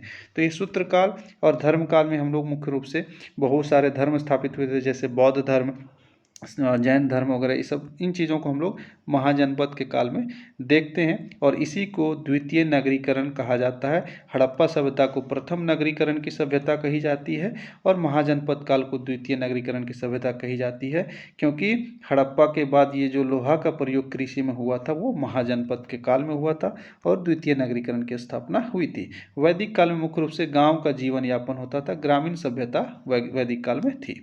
उसके बाद महाजनपद के बाद मौर्य काल, जिसमें कि हम लोग मौर्य साम्राज्य को पढ़ेंगे। उसके बाद मौर्योत्तर काल पढ़ते हैं। मौर्य काल के बाद मौर्योत्तर काल। तो मौर्योत्तर काल जो है यहाँ पे देख लीजिए 185 BC से लेकर के 240 ईस्वी तक माना जाता है। तो मौर्योत्तर काल में मुख्य रूप से क्या हम लोग पढ़ते हैं? देशी शासकों के बारे में पढ़ते हैं और विदेशी शासकों के बारे में पढ़ते हैं। तो मौर्योत्तर काल में जैसे देशी शासक है शुंग वंश है, कण्व वंश है, सातवाहन वंश है और चेदी वंश है। वहीं पे विदेशी शासक में यूनानी शासक है, शक साम्राज्य है, पहलव वंश है, कुषाण वंश है। इन सब के बारे में हम लोग पढ़ते हैं। जो कुषाण वंश का एक प्रतापी राजा जो कनिष्क था, उन्होंने अपना राज्याभिषेक के उपलक्ष्य में क्या किया था? शक संवत चलाया था, भारत सरकार का कैलेंडर चलाया था। तो ये मौर्योत्तर काल में। फिर हम लोग पढ़ते हैं गुप्त काल। गुप्त साम्राज्य को पढ़ेंगे 240 से 600 ईस्वी तक के। और गुप्त उत्तर काल जो है, गुप्त के बाद का काल जो है मुख्य रूप से 600 से 750 ईस्वी तक, जो पाल की स्थापना होती है उससे पहले तक हम लोग इसमें गुप्तोत्तर काल में पढ़ते हैं। तो गुप्तोत्तर काल में मुख्य रूप से कौन राजाओं का वंश होता है? जैसे हून वंश पढ़ते हैं, वर्धन वंश पढ़ते हैं, मौखरी वंश पढ़ते हैं, गौड़ वंश पढ़ते हैं, कामरूप वंश पढ़ते हैं जो आसाम का कामरूप क्षेत्र है, पल्लव वंश पढ़ते हैं, चालुक्य वंश पढ़ते हैं, मालवा के क्षेत्र को पढ़ते हैं और उत्तर गुप्त के वंश को पढ़ते हैं। तो इस प्रकार से आप देख पा रहे होंगे कि प्राचीन इतिहास में इस क्रम में हमें पढ़ना है, इन चीज़ों को समझना है कि हड़प्पा सभ्यता, वैदिक सभ्यता, फिर महाजनपद। याद रखने के लिए आप यहाँ पे ध्यान रखेंगे, हड़प्पा सभ्यता, वैदिक सभ्यता, फिर महाजनपद, मौर्य काल, मौर्योत्तर काल, गुप्त काल, गुप्तोत्तर काल। तो ये तो याद रहेगा आपको आसानी से। क्या याद रखना है? मात्र 6-7 बातें हैं यहाँ पे प्राचीन इतिहास में समझना है। इस बात को अपने दिमाग में बैठा के रखेंगे तो इतिहास आपको आसानी से समझ में आएगा कि हड़प्पा सभ्यता पढ़ते हैं, प्रथम नगरीय सभ्यता पढ़ते हैं, उसके बाद वैदिक काल पढ़ते हैं जिसमें ऋग वैदिक, उत्तर वैदिक है। ठीक है। महाजनपद के बाद हम लोग क्या पढ़ लेते हैं? मौर्य काल, हम मौर्योत्तर काल एक साथ हो गया। फिर गुप्त काल और गुप्तोत्तर काल, ये भी एक साथ हो गया। तो ये बस इतना ही बात पढ़ना है, मात्र 1 2 3 4 5 6 और 7 बातें। प्राचीन इतिहास में 7 बातों को हमें समझना होता है, इस बात का आप ध्यान रखेंगे। आगे चलते हैं, हम आधुनिक इतिहास की और मध्यकालीन इतिहास की थोड़ी सी यहाँ पे हम लोग बात कर लेते हैं, जो कि आपके लिए बहुत महत्वपूर्ण हो जाएंगे। आगे चलते हैं, देखते हैं हमारे बीच में क्या है। यहाँ पे देख लीजिए, आइए यहाँ पे देखते हैं पूर्व मध्यकाल में जो हम लोग पढ़ रहे थे। पूर्व मध्यकाल में एक्चुअली क्या था? जो हम लोग मध्यकाल जो हम लोगों ने डिवाइड किया था, मध्यकाल को डिवाइड करने के बाद हम लोगों ने सबसे पहले क्या किया, यहाँ पे आप देख पा रहेंगे पूर्व मध्यकाल को हमने यहाँ पे डिवाइड किया है। यहाँ पे देख रहे हैं, इस पूर्व मध्यकाल की बात करते हैं। इसमें हम लोग मुख्य रूप से क्या पढ़ते हैं, तो हमने यहाँ बता दिया पाल, प्रतिहार, राष्ट्रकूट, चोल और अन्य छोटे साम्राज्य पढ़ते हैं। और मुख्य रूप से इसमें पूर्व मध्यकाल में राजाओं का जो वहाँ पे क्या कहते हैं, हम राजपूत काल था उसे हम लोग मुख्य रूप से पढ़ते हैं। तो इस राजपूत काल को समझना बहुत ज़रूरी है, क्योंकि यहाँ से क्वेश्चंस भी पूछे जाते हैं और यहाँ पे कन्फ्यूजन भी बहुत सारा स्टूडेंट को होता है। तो इस कन्फ्यूजन को आज यहाँ पे क्लियर कर लीजिए। यहाँ पे देखिए कि राजपूत काल में मुख्य रूप से हम लोग किस हिसाब से पढ़ते हैं। तो सबसे पहले तो राजपूत काल जो है 800 से 1206 तक के काल को राजपूत काल कहते हैं, और ये राजपूत काल पूर्व मध्यकाल का एक भाग है। ये क्वेश्चन पूछा जाता है, राजपूत काल किसका भाग है, पूर्व मध्यकाल का। इस बात को ध्यान रखेंगे, पूर्व मध्यकाल का भाग कौन सा है, राजपूत काल, जिसे 800 से 1206 ईस्वी तक में हम लोग पढ़ते हैं। इसमें कौन कौन से वंश होते हैं, जैसे कि गढ़वाल वंश है, चौहान वंश है, सोलंकी वंश है, परमार वंश है, चोल वंश है और चेदी वंश है। ये महत्वपूर्ण राजपूत काल है। तो इसमें सबसे यदि हम बात करें महत्वपूर्ण बात कि गढ़वाल वंश जो है, इसमें इसी को राठौर वंश भी कहा जाता है, और इसका जो प्रथम स्थापित करने वाला शासक था गढ़वाल वंश को, यशो विग्रह है, जो कि स्थापित किया था गढ़वाल वंश को। और गढ़वाल वंश का जो अंतिम शासक था वो जयचंद था, जो कि जयचंद की यहाँ पे मृत्यु होने के बाद इस गढ़वाल वंश की या राठौर वंश की समाप्ति हो जाती है 1194 में। तो ये यशो विग्रह या कभी कभी चंद्रदेव ही दे दिया जाता है। तो चंद्रदेव वास्तविक संस्थापक माना जाता है, लेकिन इस गढ़वाल वंश की स्थापना यशो विग्रह ने किया था और इसके अंतिम शासक जयचंद थे। और यदि गढ़वाल वंश के राजधानी की बात करें तो पहले बनारस हुआ करती थी और उसके बाद ये फिर कन्नौज हो गया। तो गढ़वाल वंश मुख्य रूप से यूपी के क्षेत्र में लगभग बनारस के आसपास, और फिर यह राजधानी अपना कन्नौज कर लिया था। इस बात को भी ध्यान रखेंगे, क्योंकि यहाँ से क्वेश्चंस पूछे जाते हैं। दूसरे वंश की यदि हम थोड़ी सी बात कर लें, चौहान वंश की, जो कि बहुत ही महत्वपूर्ण हो जाता है। ये चौहान वंश में इसमें क्या हुआ था, चौहान वंश जो है इसको स्थापित करने वाला वासुदेव चौहान थे, और इसके अंतिम राजा जो है पृथ्वीराज चौहान, जिसका नाम पृथ्वीराज तृतीय है। तो यहाँ पे चौहान वंश में क्या देखा आपने कि वासुदेव चौहान जो कि इसे स्थापित किया था, और पृथ्वीराज तृतीय या पृथ्वीराज चौहान इसके अंतिम शासक थे, जो कि 1192 में इनकी मृत्यु हो जाती है। और चौहान वंश यहाँ पे खत्म हो जाता है तराइन के दूसरे युद्ध के बाद। तो ये इस बात को ध्यान रखेंगे। और चौहान वंश का यदि हम राजधानी की बात करें तो अहिछत्रक माना जाता है पहले, और बाद में अपनी राजधानी अजमेर कर लिया था। तो ये राजस्थान के क्षेत्र में ये चौहान वंश हुआ करते थे। अहिछत्रक राजधानी पहले थी, बाद में अजमेर। इस बात को भी ध्यान रखेंगे। आगे हम लोग चलते हैं अगले वंश की बात, जैसे सोलंकी वंश है। अब सोलंकी वंश में क्या होता, सोलंकी वंश का स्थापना जो है मूल राज प्रथम ने किया था। इस बात को ध्यान रखेंगे। और सोलंकी वंश का अंतिम राजा भीम द्वितीय था। कौन था, भीम द्वितीय। ये सारे क्वेश्चंस पूछे जाते हैं आपके इंट्रोडक्शन में, इसलिए लाया गया ताकि आपके क्वेश्चंस भी सॉल्व हो जाए और इतिहास को भी आप एक क्रम में समझ पाएं। तो सोलंकी वंश यहाँ पे मूल राज प्रथम ने स्थापित किया था और इसके अंतिम राजा भीम द्वितीय थे। और सोलंकी वंश किन क्षेत्रों में था, ये गुजरात के क्षेत्रों में था। इसकी राजधानी अनहिलवाड़ इसकी राजधानी हुआ करती थी। अनहिलवाड़ जो है सोलंकी वंश की राजधानी हुआ करती थी, जो गुजरात का क्षेत्र है। और सोलंकी वंश का स्थापना मूल राज प्रथम ने किया था, और भीम द्वितीय इसके अंतिम राजा थे, शासक थे। वहीं परमार वंश की बात करें तो बहुत महत्वपूर्ण हो जाता है ये परमार वंश, क्योंकि यहाँ से ही परमार वंश के जो विक्रमादित्य थे उन्होंने ही अपना यहाँ पे संवत चलाया था, विक्रम संवत। और ये परमार वंश का स्थापना करने वाला सबसे पहला राजा था उपेंद्र या कृष्ण राज भी इसे कहा जाता है। तो परमार वंश को उपेंद्र या कृष्ण राज ने स्थापित किया था, और इसके अंतिम राजा थे राजा भोज। यही राजा भोज के नाम पे आरा का भोजपुर रखा गया है नाम। आरा का नाम भोजपुर जिला जो है ये राजा भोज का ही क्षेत्र हुआ करता था, जो कि 1055 तक राजा भोज एक प्रतापी राजा थे परमार वंश के, और अंतिम प्रतापी राजा 1055 तक राजा भोज थे। इन्हीं के नाम पे भोजपुर जिला आरा के क्षेत्र का नाम रखा गया है।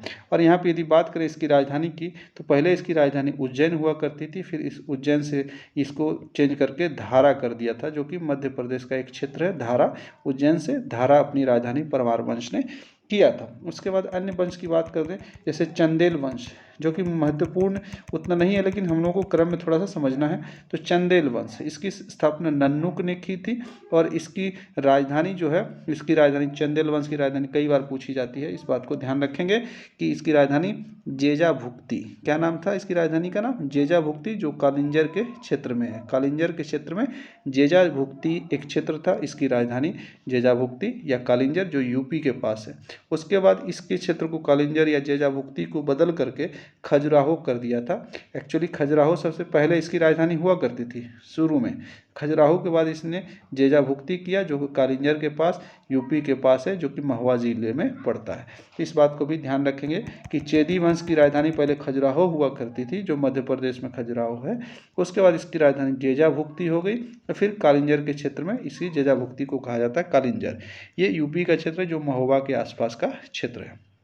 उसके बाद यहाँ पे चेदी वंश अंत में देख लें एक बार, जो पूर्व मध्यकाल में जो राजपूत काल था वो चेदी वंश का था, जो कि कोक्कल प्रथम ने चेदी वंश को स्थापित किया था। कोक्कल प्रथम को भी समझ लें। और अंतिम राजा इसका विजय सिंह था। कौन था चेदी वंश का अंतिम राजा? विजय सिंह। और ये मध्य प्रदेश के जबलपुर के क्षेत्र में जो एक जगह है त्रिपुरी, ये त्रिपुरी में ही चेदी वंश की स्थापना, ये राजधानी हुआ करती थी और चेदी वंश यहाँ पे इन क्षेत्रों में काम कर रही थी। चेदी वंश जो है त्रिपुरी जो है वो चेदी वंश की राजधानी थी त्रिपुरी। तो इस प्रकार से हम लोग दोस्तों पूर्व मध्यकाल की जो बात कर रहे थे, जो कि पूछा जाता है वो राजपूत काल है। पूर्व मध्यकाल जो है, राजपूत काल जो है पूर्व मध्यकाल के इतिहास की बात करता है।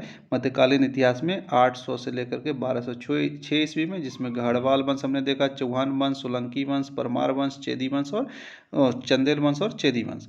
तो इन हिसाब से यहाँ से भी आपके क्वेश्चंस काफ़ी सारे बन जाएंगे। प्रथम राजा कौन कौन थे इस बात को पहुँच करके देख लेंगे, ध्यान रखेंगे, लिख लेंगे। आगे चलते हैं, इसमें अन्य महत्वपूर्ण तथ्य के बारे में हम लोग यहाँ पे समझते हैं, जो कि हमारे एग्जाम पॉइंट ऑफ व्यू से बहुत महत्वपूर्ण हो जाते हैं। आपको इतिहास को समझने में आसानी होगी।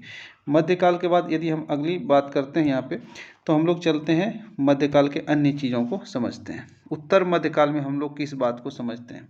पूर्व मध्यकाल में राजपूत काल देख लिया हमने, पाल प्रतिहार, राष्ट्रकूट भी हमने समझ लिया, जो कि पूर्व मध्यकाल का ही भाग था। उसके बाद हम लोग उत्तर मध्यकाल में हम लोग देखते हैं किन चीज़ों को पढ़ते हैं उत्तर मध्यकाल में, जो कि मुस्लिम काल हुआ करता था, जिसमें कि हम लोग पढ़ेंगे अभी सल्तनत काल को और अन्य मुगल काल को और यूरोपीय के आगमन की बात करेंगे।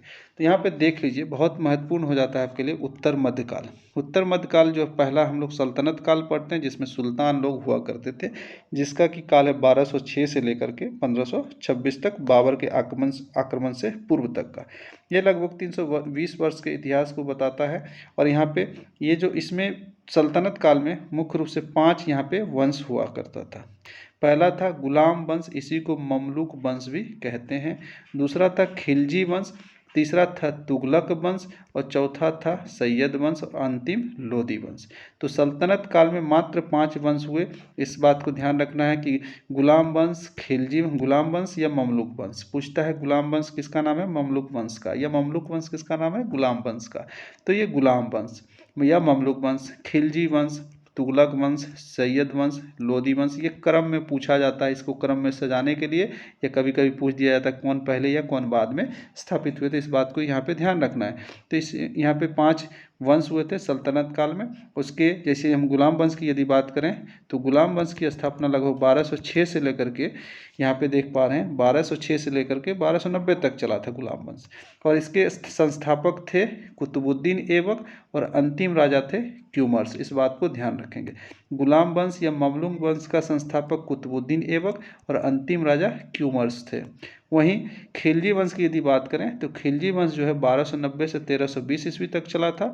और खिलजी वंश की स्थापना जलालुद्दीन खिलजी ने की थी। और इसके अंतिम राजा जो थे, अंतिम सुल्तान जो थे, खुसरो शाह थे। खिलजी वंश का संस्थापक जलालुद्दीन खिलजी और अंतिम शासक अंतिम सुल्तान खुसरो शाह। इसके अलावा यदि हम बात करें अन्य तुगलक वंश की, तो यहाँ पे देखें तुगलक वंश 1320 से लेकर के 1413 ईस्वी तक चला था। और ये तुगलक वंश के संस्थापक गयासुद्दीन तुगलक थे और इनका अंतिम सुल्तान जो था नसरुद्दीन महमूद था तुगलक वंश का।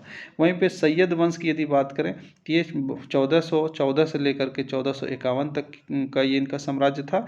और इसका सैयद वंश की स्थापना करने वाला खिज्र खां था। इस बात को ध्यान रखें, कई बार क्वेश्चंस पूछे गए हैं। तो सैयद वंश के संस्थापक खिज्र खां और अंतिम राजा जो थे, अंतिम सुल्तान थे आलम शाह। और अंतिम में लोदी वंश की स्थापना हुई थी, जो कि सल्तनत काल का अंतिम ये वंश है लोदी वंश, जिसकी स्थापना 1451 से लेकर 1526 तक मानी जाती है। और इसके लोदी वंश के संस्थापक बहलोल लोदी थे और इब्राहिम लोदी इसके अंतिम सुल्तान थे, किसके? लोदी वंश के। तो ये तो यहाँ पे देख पा रहे होंगे कि सल्तनत काल में जो 5 जो ये राजा या सल्तनत काल के 5 जो सुल्तान हुए थे, 5 वंश हुए थे, ये बहुत महत्वपूर्ण हो जाते हैं। इनके काल क्रम को भी पूछ लिया जाता है, संस्थापक भी पूछ लिया जाता है और अंतिम सुल्तान भी पूछ लिया जाता है। इस बात को आप ध्यान रखेंगे, इसको अच्छे से समझ करके रखेंगे। तो गुलाम, खिलजी, तुगलक, लोदी, सैयद और लोदी। उसके बाद कुतुबुद्दीन ऐबक क्यूमर्स अंतिम राजा, जलालुद्दीन खिलजी, खुसरो शाह अंतिम राजा, गयासुद्दीन तुगलक अंतिम शाह, नसरुद्दीन महमूद, खिज्र खां जो है सैयद वंश का अंतिम सुल्तान, आलम शाह, लोदी वंश का बहलोल लोदी अंतिम, इब्राहिम लोदी। अब इसमें 5 जो सल्तनत काल में जो वंश हुए थे, इसमें 4 जो थे वो तुर्क साम्राज्य के थे। तुर्क, ये ध्यान रखेंगे, 4 साम्राज्य जो है ये लोग तुर्क थे, तुर्की से आए हुए, तुर्की के क्षेत्रों से आए हुए ये तुर्क लोग थे। इसे कहा जाता है तुर्क, जो कि गुलाम वंश, खिलजी वंश, तुगलक वंश और सैयद वंश, ये तुर्क थे। इसमें एकमात्र जो है लोदी वंश, वह लोदी वंश जो है ये अफगान थे। इस बात को ध्यान रखना है कि सल्तनत काल में एकमात्र वंश जो है लोदी वंश, उसे अफगान कहा जाता है। मतलब अफगान के क्षेत्र से, अफगानिस्तान के क्षेत्र से ये लोग आए हुए थे। तो इस बात को भी ध्यान रखना है। इसके अलावा ये तो हम लोगों ने सल्तनत काल की बात कर ली। अब यहाँ पे हम लोग बात करते हैं मुगल काल की। इसको भी थोड़ा सा समझ लीजिए और इसके क्रम को समझ लीजिए, बहुत ही महत्वपूर्ण होता है, यहाँ से भी क्वेश्चंस बनते हैं। मुगल काल की यदि हम लोग बात करें तो यहाँ पे सबसे पहले बाबर आया था, जो कि 1526 में। तो इसको पहले नाम से समझ लें, फिर इसके ईस्वी को देख लें। तो बाबर, फिर हुमायूं। हुमायूं एकमात्र मुगल बादशाह है जो 2 बार अपने मुगल काल में गद्दी पर बैठा था। इस बात को ध्यान रखेंगे। हुमायूं 1530 से 40 तक एक बार और फिर 1555 से 56 तक एक बार।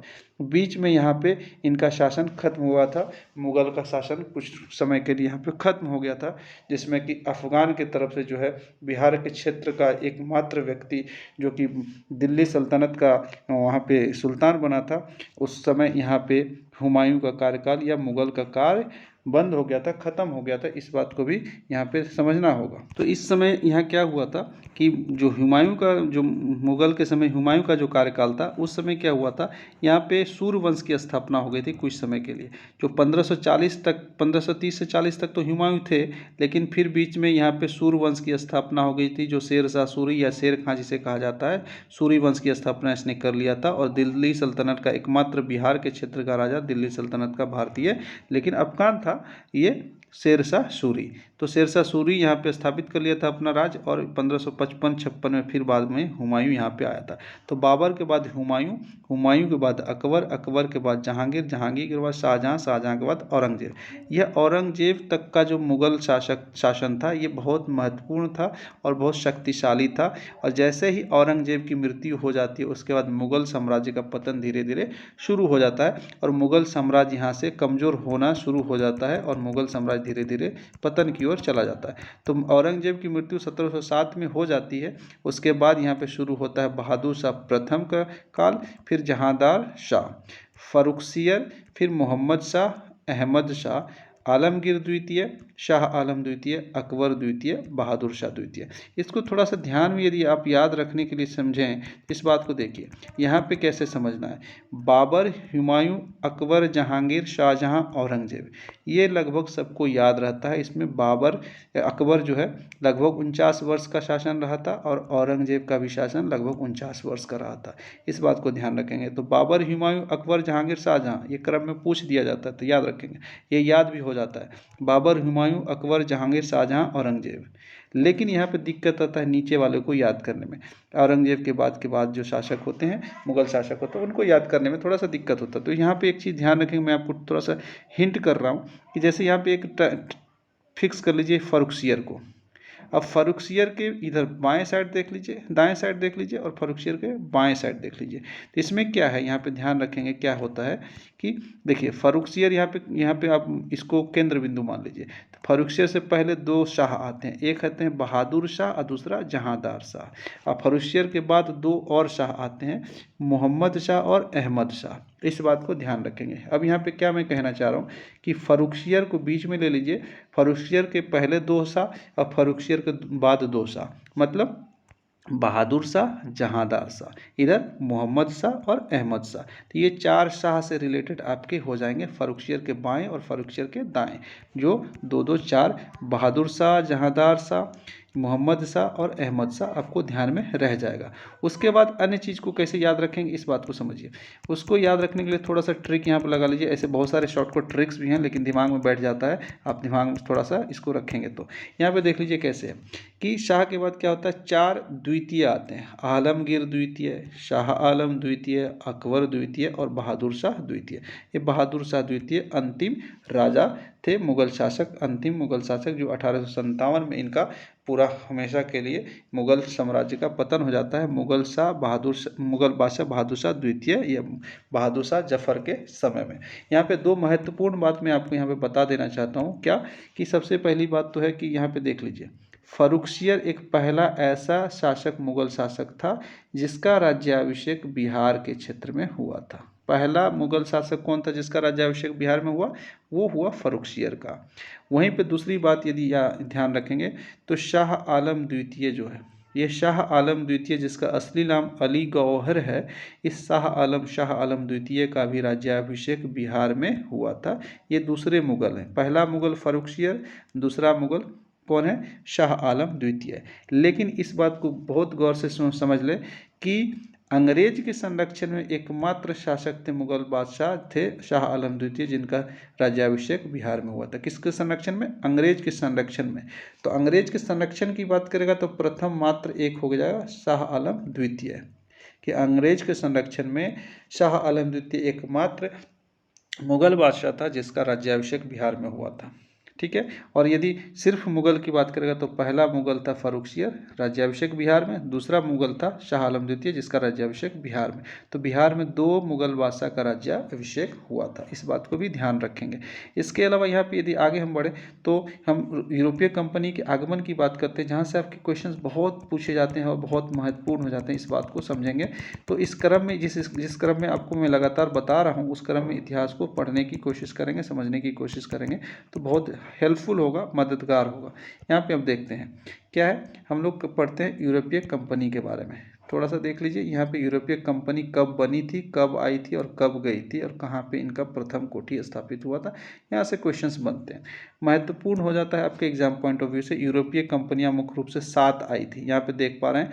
पहला पुर्तगाल, दूसरा ब्रिटिश आई थी, उसको क्रम में नहीं है, पहले कंपनियां जो स्थापित हुई थी देख लीजिए, पुर्तगाल पहले, फिर दूसरा ब्रिटिश, फिर डच जिसको कि हॉलैंड बोलते हैं, डेनिश जिसको कि डेनमार्क बोलते हैं, फ्रेंच जिसको कि फ्रांसीसी बोलते हैं, ऑस्ट्रियन जिसको कि ऑस्ट्रिया बोलते हैं, और स्वीडिश जिसको कि स्वीडन की कंपनी बोलते हैं। तो ये कुल 7 यूरोपीय कंपनियां थी जो भारत में आई थी, लेकिन इनका पहले हम लोग स्थापना क्रम देखेंगे। ये जो है 1 से लेकर के 7 तक, ये पहले स्थापित हुई कंपनी का स्थापना हुआ था। कब, पुर्तगाल का पहले हुआ, ब्रिटिश का उसके बाद डच या हॉलैंड का स्थापना हुआ, डेनिश का या डेनमार्क का स्थापना हुआ, फ्रेंच का स्थापना हुआ या फ्रांसीसी का, उसके बाद ऑस्ट्रिया का जो ऑस्ट्रेट कंपनी थी, या स्वीडिश का स्वीडन वाली कंपनी। तो ये स्थापना का क्रम ईयर देख लें, पूछ लिया जाता है कि कब स्थापित हुआ था। तो पुर्तगाल की कंपनी की स्थापना 1498 में हो गई थी, और ब्रिटिश कंपनी की स्थापना 31 दिसंबर 16 को हुई थी।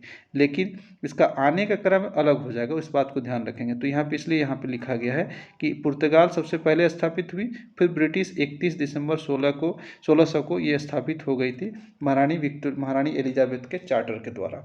फिर वहाँ पे हॉलैंड डच कंपनी बनी थी 1602 में, डेनिश कंपनी 1616 में बनी थी, 1664 में फ्रांसीसी कंपनी बनी थी, 1715 में बनी थी ऑस्ट्रेट और स्वीडिश कंपनी बनी थी 1731 में। ये कंपनी का स्थापना वर्ष है, इस बात को समझेंगे।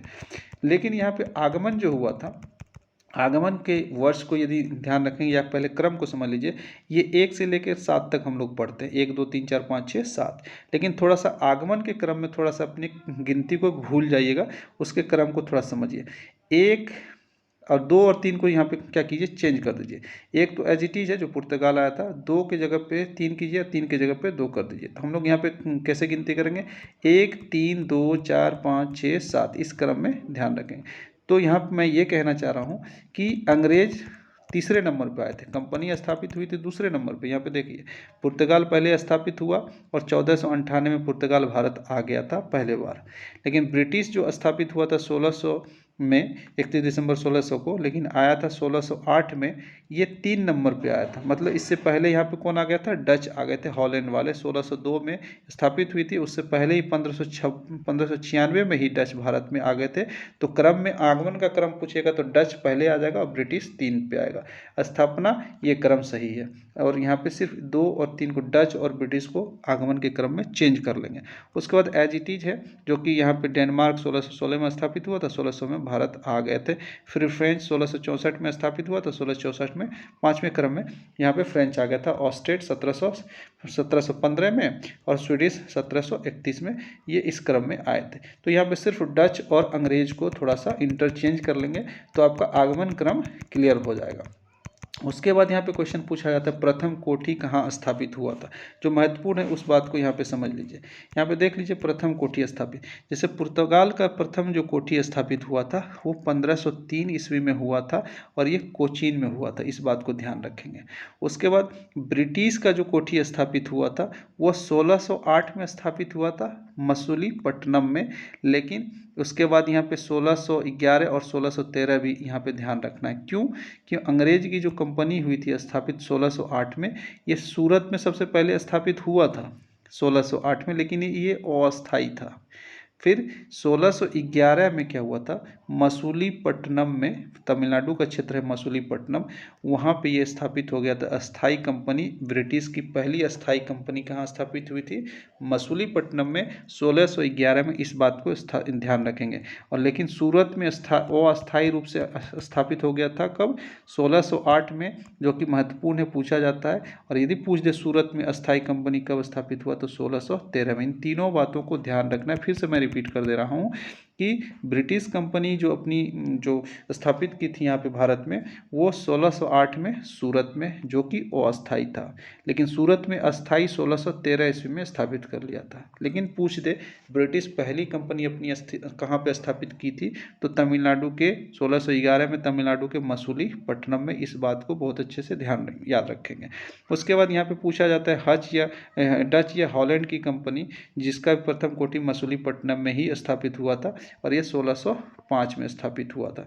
उसके बाद त्रावणकोर में या तंजौर का क्षेत्र है, वहाँ पे डेनिश कंपनी का सबसे पहला कंपनी अपना स्थापित किया था कारखाना, वो हुआ था 1600 कब, डेनिश कंपनी 1620 में। इस बात को ध्यान रखेंगे। उसके अलावा अन्य जो कंपनियां हैं, जैसे फ्रेंच कंपनी सबसे पहला कोठी कहाँ स्थापित किया था, सूरत में, ये पूछा जाता है। तो सूरत में पहला कोठी स्थापित किया कौन, फ्रेंच ने, और ये स्थापित कब किया था, 1668 में। इस बात को ध्यान रखेंगे। उसके बाद ऑस्टेड जो ऑस्ट्रिया की कंपनी है, और स्वीडिश की कंपनी, ये लोग अपना कोठी स्थापित नहीं किए थे, सिर्फ अपना व्यापार आना जाना करते थे नदियों के माध्यम से, और ये अपना स्थापित कोठी यहाँ पे नहीं किए थे। इस बात को ध्यान रखना है, जो कि यहाँ पे आपके एग्जाम में पूछे जाते हैं। पुनः एक बार मैं बता दूं कि यहाँ पे जो कोठी स्थापित हुई थी, जो यहाँ पे पुर्तगाल का, वो कोचीन में पहला कोठी, और ब्रिटिश का पहला कोठी मसूलीपट्टनम में, लेकिन सूरत में 1608 में, और अस्थायी रूप से 1613 में। उसके बाद हॉलैंड का भी मसूलीपट्टनम में, और डेनिश का डेनमार्क या त्रावणकोर या तंजौर के क्षेत्र में, और फ्रेंच में पहला कोठी स्थापित किया था फ्रेंच अपना सूरत में। इस बात को ध्यान रखेंगे। और ये कंपनी जो आई थी उसका क्रम देख लिया आपने, इनके स्थापना का भी क्रम देख लिया, लेकिन इसको भी आप समझिए कि ये लोग गए कब। इस बात को ध्यान रखेंगे कि जो पुर्तगाल सबसे पहले आई थी, ये सबसे अंत में जाते हैं 1961 में, गोवा के क्षेत्र को छोड़ करके। अंततः 1961 में पुर्तगाल यहाँ से भारत छोड़ के जाता है।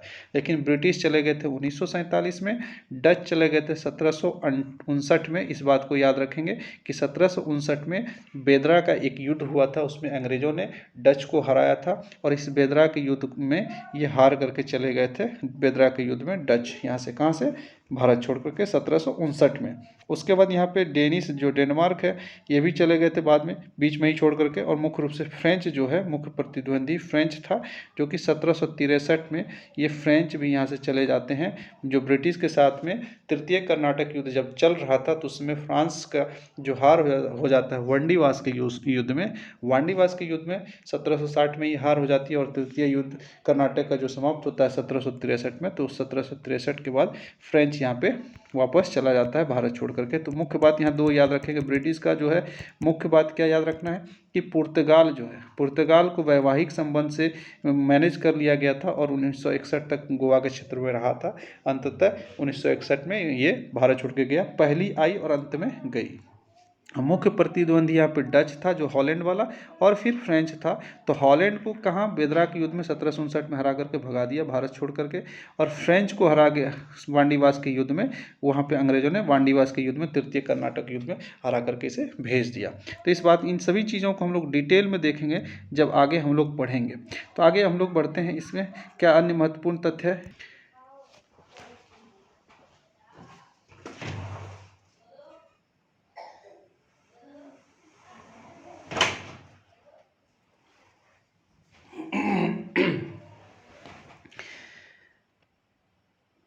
उसके अलावा यहाँ पे हम लोग देख लें दोस्तों, क्या है यहाँ पे मुख्य बातें। यहाँ पे देख लीजिए कि डच वाला जो क्षेत्र है, ये डच का जो क्षेत्र है, ये डच वाले को कब कैसे भगाया था। डच को बेदरा का युद्ध जो हुआ था, या हुगली का युद्ध इसे कहते हैं, या चिंसूरा का युद्ध कहते हैं, 1759 में इसे हरा करके भगाया था अंग्रेजों ने, और यहाँ से डच की समाप्ति होती है 1759 में। और फ्रांसीसियों को अंततः वांडीवास के युद्ध में, जो वांडीवास का युद्ध हुआ था 1760 में 20 जनवरी को, यह कर्नाटक के तृतीय युद्ध के क्रम में ही हुआ था, जिसकी समाप्ति होती है 1756 से 63 के बीच में तृतीय कर्नाटक युद्ध। और ये खत्म होने के बाद 1763 में अंततः फ्रांस जो है यहाँ से चले जाते हैं भारत छोड़ करके, और मुख्य रूप से अंततः जो यहाँ पे स्थापित हो जाता है किसका शासन, ब्रिटिश का शासन भारत में स्थापित हो जाता है। इस बात को यहाँ पे मुझे समझाना था, अब ध्यान रखेंगे, जो कि आपके आगे स्टडी में बहुत हेल्प करेगा। आगे बढ़ते हैं, हम लोग यहाँ पे देख पाते हैं कि क्या महत्वपूर्ण तथ्य हैं जो हमारे लिए और आपके लिए बहुत महत्वपूर्ण हो जाते हैं, जो आपको एग्जाम में यहाँ पे कन्फ्यूजन नहीं रहेगा। यहाँ पे एक चीज़ देख लीजिए कि यहाँ पे क्या है कि बक्सर का जो युद्ध हुआ 1764 में, बक्सर का युद्ध जो हुआ था, उसके बाद अखिल भारतीय शक्ति का उदय हो जाता है ब्रिटिश का अंततः, जो कि फ्रांस भी चले गए, डच भी चले गए, और यहाँ पे वैवाहिक संबंध से पुर्तगाल को मैनेज करके गोवा का क्षेत्र दे दिया था, जो अंततः गोवा से 1961 में पुर्तगाल भारत छोड़ करके जाते हैं। अन्य तत्व को यहाँ पे देखते हैं दोस्तों, जो कि अब हमें डिस्कस करना है, जो हमने पढ़ लिया है और आगे हमें क्या पढ़ना है, इस बात की बात करते हैं, जो कि महत्वपूर्ण होंगे आपके मॉडर्न हिस्ट्री को समझने के लिए, आधुनिक भारत को समझने के लिए। यहाँ पे देख लीजिए क्या है महत्वपूर्ण बातें। हाँ, ये यहाँ पे इस बात को समझिए कि कैसे हमें आधुनिक भारत के इतिहास को समझना है, और महत्वपूर्ण रूप से किन किन क्रम में हमें इसे पढ़ना चाहिए, ताकि हमारे आधुनिक भारत के इतिहास से कोई कॉन्सेप्ट में दिक्कत ना हो, क्लियरिटी में कोई दिक्कत ना हो। सबसे पहले यहाँ पे इस बात को आप समझ लें कि जो कर्नाटक का युद्ध हुआ था, जिसकी बात हम लोग बात कर रहे थे अभी, जिसमें फ्रेंच यहाँ से वापस चले गए, तो कर्नाटक युद्ध मुख्य रूप से 3 हुए थे, जो यूरोपीय कंपनी के आगमन के क्रम में ही इसे हम लोग पढ़ के ख़त्म करेंगे, जो कि अभी पीछे हमें पढ़ना है। तो कर्नाटक का युद्ध मुख्य रूप से 3 हुआ था, ये अंग्रेज और फ्रांस के बीच में मुख्य रूप से हुआ था। इसमें जो है पहला युद्ध जो हुआ था कर्नाटक का, इसको आप देख लें, 1740 से 48 तक हुआ था, और कभी कभी 40 से 1746 से 48 भी माना जाता है, लेकिन 1740 से 48 तक का ये कर्नाटक का प्रथम युद्ध हुआ था, जो अंग्रेज और फ्रेंच के बीच में हुआ था। और यह युद्ध लड़ा गया था ऑस्ट्रिया के उत्तराधिकार के युद्ध के टेंशन को लेकर के, जो यूरोप में उत्तराधिकार का युद्ध चल रहा था, उसी को लेकर के भारत में भी यह युद्ध लड़ा गया था, फ्रेंच और अंग्रेज के बीच में, फ्रांस और अंग्रेज के बीच में। और इसमें सेंट थोमा का युद्ध हुआ था, मुख्य रूप से इस बात को ध्यान रखेंगे। और सेंट थोमा के युद्ध में यहाँ पे फ्रांसीसियों की हार होती है, और उसके बाद अंततः, हालांकि पहले में तो अंग्रेज थोड़ा जीतता है शुरू में, लेकिन बाद में ये एक्सला सैपल की संधि से जो है, एक्सला सैपल की संधि हो जाती है, जो कि यूरोप में क्षेत्र है, वहाँ पे संधि होती है अंग्रेज और फ्रांस के बीच में, और यह युद्ध खत्म हो जाता है, जो कि प्रथम कर्नाटक युद्ध हुआ था। द्वितीय कर्नाटक युद्ध जो हुआ था 1749 से लेकर के 54 में, इसमें कर्नाटक और हैदराबाद के उत्तराधिकार को लेकर के ये युद्ध लड़ा गया था मुख्य रूप से, जो कि क्षेत्रीय राजा थे कर्नाटक के और हैदराबाद के। इसमें एक पक्ष चला जाता था फ्रांस के, एक गुट चला जाता था फ्रांस के पक्ष में, और दूसरा गुट चला जाता था वो अंग्रेज के पक्ष में। इसके कारण यहाँ पे अंग्रेज और फ्रांस के बीच में लड़ाई होती है, और शुरू में फ्रांस जीतता है, और अंततः दूसरे कर्नाटक युद्ध में फ्रांस की हार हो जाती है। और इस प्रकार से फ्रांस का जो ये कर्नाटक का युद्ध जो है, द्वितीय युद्ध में फ्रांस की हार होने के बाद एक संधि होती है जो कि पौंडीचेरी की संधि कही जाती है। पौंडीचेरी की संधि से ये कर्नाटक का द्वितीय युद्ध भी खत्म हो जाता है, जो लोकल उत्तराधिकार का युद्ध था, कर्नाटक और हैदराबाद के उत्तराधिकार का युद्ध था। और इसी युद्ध में, द्वितीय कर्नाटक युद्ध में अंबोर युद्ध हुआ था, जिसका नाम अंबोर युद्ध है। ये द्वितीय कर्नाटक युद्ध से संबंधित है, इस बात को भी ध्यान रखें। तो दोस्तों यहाँ पे देख पा रहे हैं, फिर अंततः तृतीय कर्नाटक युद्ध होता है जो 1756 से लेकर के 63 के बीच में होता है। और इसमें मुख्य रूप से कनाडा में और यूएसए में क्या होता है, उपनिवेश के उत्तराधिकार को लेकर के युद्ध हो जाता है। कहाँ पे? कनाडा और यूएसए में। वहाँ पे क्या होता है कि कनाडा और यूएसए में अपना अपना उपनिवेश स्थापित करने के लिए, अपना अपना क्षेत्र स्थापित करने के लिए फ्रांस और अंग्रेज के बीच मतभेद होता है। उसके कारण इंडिया में यह युद्ध लड़ा जाता है, जिसको कि वांडीवास का युद्ध कहा जाता है। इस वांडीवास के युद्ध में अंततः फ्रांसीसियों की हार हो जाती है और भारत से फ्रांस चले जाते हैं 1763 में, जिसको कि पेरिस की संधि के माध्यम से सुलझा लिया जाता है। लेकिन फ्रांस यहाँ से छोड़ करके, भारत छोड़ करके चले जाते हैं और उधर इंडोनेशिया के क्षेत्र में जाकर के बस जाते हैं। तो अंततः वांडीवास के युद्ध से फ्रांस यहाँ से भारत छोड़ करके जाते हैं। तो अब तक जो हमने यहाँ पे पढ़ा या समझा, इसमें हम लोगों ने बैकग्राउंड को समझ लिया है। और इसके बाद जो हम लोग यहाँ पे देख रहे हैं, आधुनिक भारत के इतिहास की जो बात करेंगे, उसको हम लोगों ने कुछ पढ़ा भी है और कुछ आगे हमें पढ़ना, इस बात की यहाँ पे हम लोग जिक्र करेंगे कि क्या कैसे पढ़ना चाहिए और किन चीज़ों को हमने पढ़ लिया है और किन्हें पढ़ना है, इस बात को यहाँ पे ध्यान रखेंगे। आइए देखते हैं कुछ महत्वपूर्ण तथ्य। जैसे कि हम यहाँ पे आधुनिक भारत की बात करें तो मुख्य रूप से 1757 से 1947 के इतिहास को हम लोग पढ़ते हैं आधुनिक भारत में, जो कि हमारी परीक्षा के लिए बहुत महत्वपूर्ण हो जाते हैं। अब इस बात को समझेंगे कि सबसे पहले यहाँ पे हम लोग पढ़ते हैं इस क्रम में। यदि पढ़ना चाहिए तो इस क्रम में पढ़ना चाहिए, अपना अपना तरीका होता है, लेकिन इस क्रम में आप पढ़ेंगे तो आपको बहुत ज़्यादा क्लैरिटी होगी। जैसा कि पीछे हमने बता दिया, प्राचीन इतिहास, मध्यकालीन इतिहास। अब हम आधुनिक इतिहास की बात करेंगे। यहाँ पे देखिए क्या क्या है। यहाँ पे सबसे पहले प्लासी का युद्ध पढ़ते हैं। एक्चुअली शुरू में क्या करना चाहिए, जो प्रमुख युद्ध लड़े गए थे उसको ख़त्म कर लेना चाहिए, ताकि यहाँ पे आपके कन्फ्यूजन ना रहे कि कितने युद्ध लड़े गए हैं आधुनिक इतिहास में।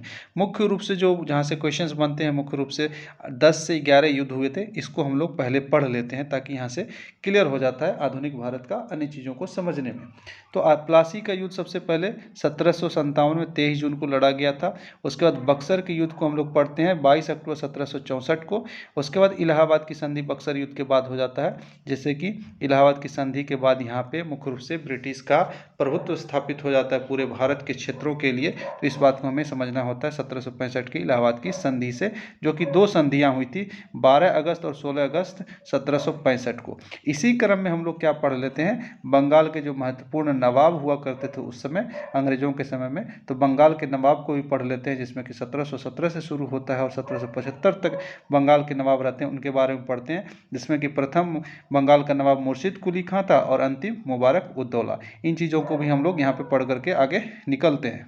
अब चलते हैं अन्य चीज़ों को यहाँ समझते हैं। यहाँ पे क्या है अन्य चीज़ें जो कि हमने यहाँ पे अभी पढ़ा है और कुछ पढ़ना आगे बाकी भी, उन चीज़ों को समझते हैं। यहाँ पे देखिए, जैसे कि आंग्ल मैसूर युद्ध होता है 1767 से शुरू होता है और 1799 में ख़त्म होता है आंग्ल मैसूर युद्ध। ये कुल 4 युद्ध हुए थे, जो कि प्रथम हुआ था 1767 से 69, दूसरा हुआ था 1780 से 84, तीसरा हुआ था 1790 से 92 और चौथा हुआ था 1799। जो आंग्ल मैसूर युद्ध कुल 4 हुए थे 1767 से 99, इसे हम लोग पढ़ते हैं बक्सर युद्ध के बाद। उसके बाद 1775 से 1818 तक के बीच में आंग्ल मराठा युद्ध लड़े गए थे, जो कि 3 युद्ध लड़े गए थे। पहला युद्ध 1775 से 82, 1803 से 5 दूसरा युद्ध और 1817 से 18 तीसरा आंग्ल मराठा युद्ध लड़ा गया था। इन सब का टोटल का डिस्कशन हम लोग डिटेल में अपने पिछले वीडियोज़ में कर लिया है, जो कि हमारे सेक्शन में प्लेलिस्ट में जाएंगे तो उस प्लेलिस्ट में आपका बना हुआ एक सेक्शन आधुनिक भारत का इतिहास या मॉडर्न हिस्ट्री, उसमें इन चीज़ों का डिस्कशन पूरा डिटेल में किया हुआ है, आप उसको जाकर के देख सकते हैं।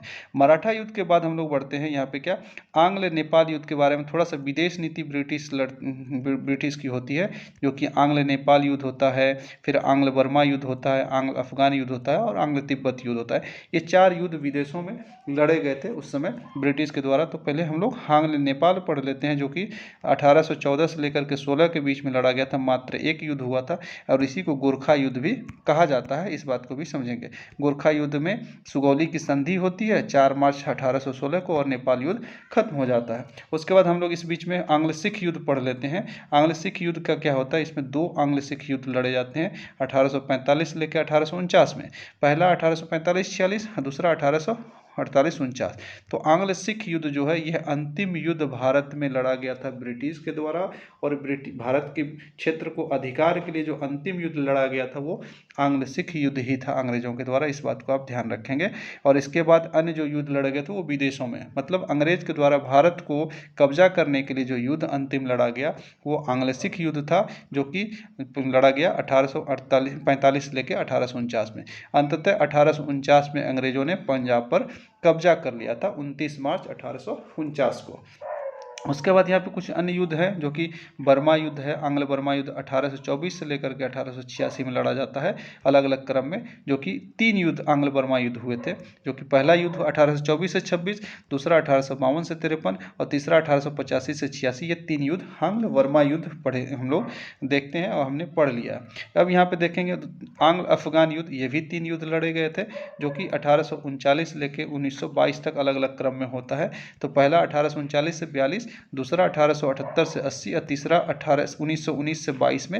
ये 3 युद्ध आंग्ल अफगान युद्ध हम लोगों को पढ़ना होता है, जो कि हम लोग ऑलरेडी कर चुके हैं। इसके अलावा यहाँ पे देखेंगे आंग्ल तिब्बत युद्ध होता है। आंग्ल तिब्बत युद्ध 1903 से 4 के बीच में होता है, और ये एकमात्र युद्ध होता है जिसमें कि ल्हासा की संधि से आंग्ल तिब्बत युद्ध को खत्म कर दिया जाता है, और ल्हासा की संधि 7 सितंबर 1904 को हुआ था। इन सभी चीज़ों को हम लोग इन सभी चीज़ों का डिस्कशन हम लोग डिटेल में बहुत अच्छे से कर चुके हैं, जिसको कि हम हमारे प्ले लिस्ट में जाकर के देख सकते हैं। वहाँ पे आपके सारे कॉन्सेप्ट क्लियर होने वाले हैं। अन्य चीज़ों को देख लेते हैं कि किसको हमें पढ़ना चाहिए, किस हिसाब से आगे बढ़ाना चाहिए। तो आधुनिक भारत में आगे हम लोग जब बढ़ते हैं तो क्या करते हैं, 1772 से लेकर के 1822 का ब्रिटिश का कुछ भू राजस्व नीतियाँ थी, जैसे कि ठेकेदारी, जमींदारी, रैयतवाड़ी और महालवाड़ी। ये 4 भू राजस्व नीतियों को पढ़ लेते हैं ताकि आगे हमें समझने में आसानी हो जाती है आधुनिक भारत को। उसके बाद 1770 से लेकर के 1856 के बीच में कुछ महत्वपूर्ण 1857 से पहले विद्रोह हुए थे। उस विद्रोह को भी हम लोग पढ़ते हैं एक नज़र में, लेकिन उससे महत्वपूर्ण, सबसे महत्वपूर्ण जो हो जाता है संथाल विद्रोह, इसको हम लोग देखते हैं, जो कि हम लोगों ने कर लिया है। उसके बाद फिर हम लोग पढ़ते हैं 1857 का विद्रोह, महत्वपूर्ण विद्रोह। यहाँ से भारत के इतिहास का कायापलट होता है पुनः, यहाँ से वायसराय की शुरुआत होती है। तो 1857 के विद्रोह तक हम लोगों ने अब तक पढ़ लिया है, जो कि अभी हमारे प्लेलिस्ट में ऑलरेडी पढ़ा हुआ। आगे हम लोग अब कैसे क्या करेंगे इसकी बात हम लोग यहाँ पे कर लेते हैं। जैसे कि इसके बाद हम लोग कुछ अन्य तथ्य को भी पढ़ लिया है, लेकिन इसमें हम लोग देखेंगे कैसे हमें इसे पढ़ना चाहिए, कि कैसे हम लोग आगे बढ़ेंगे इस अपने लेक्चर में, जो आधुनिक भारत का इतिहास हम लोग कंटिन्यू लगातार कर रहे हैं।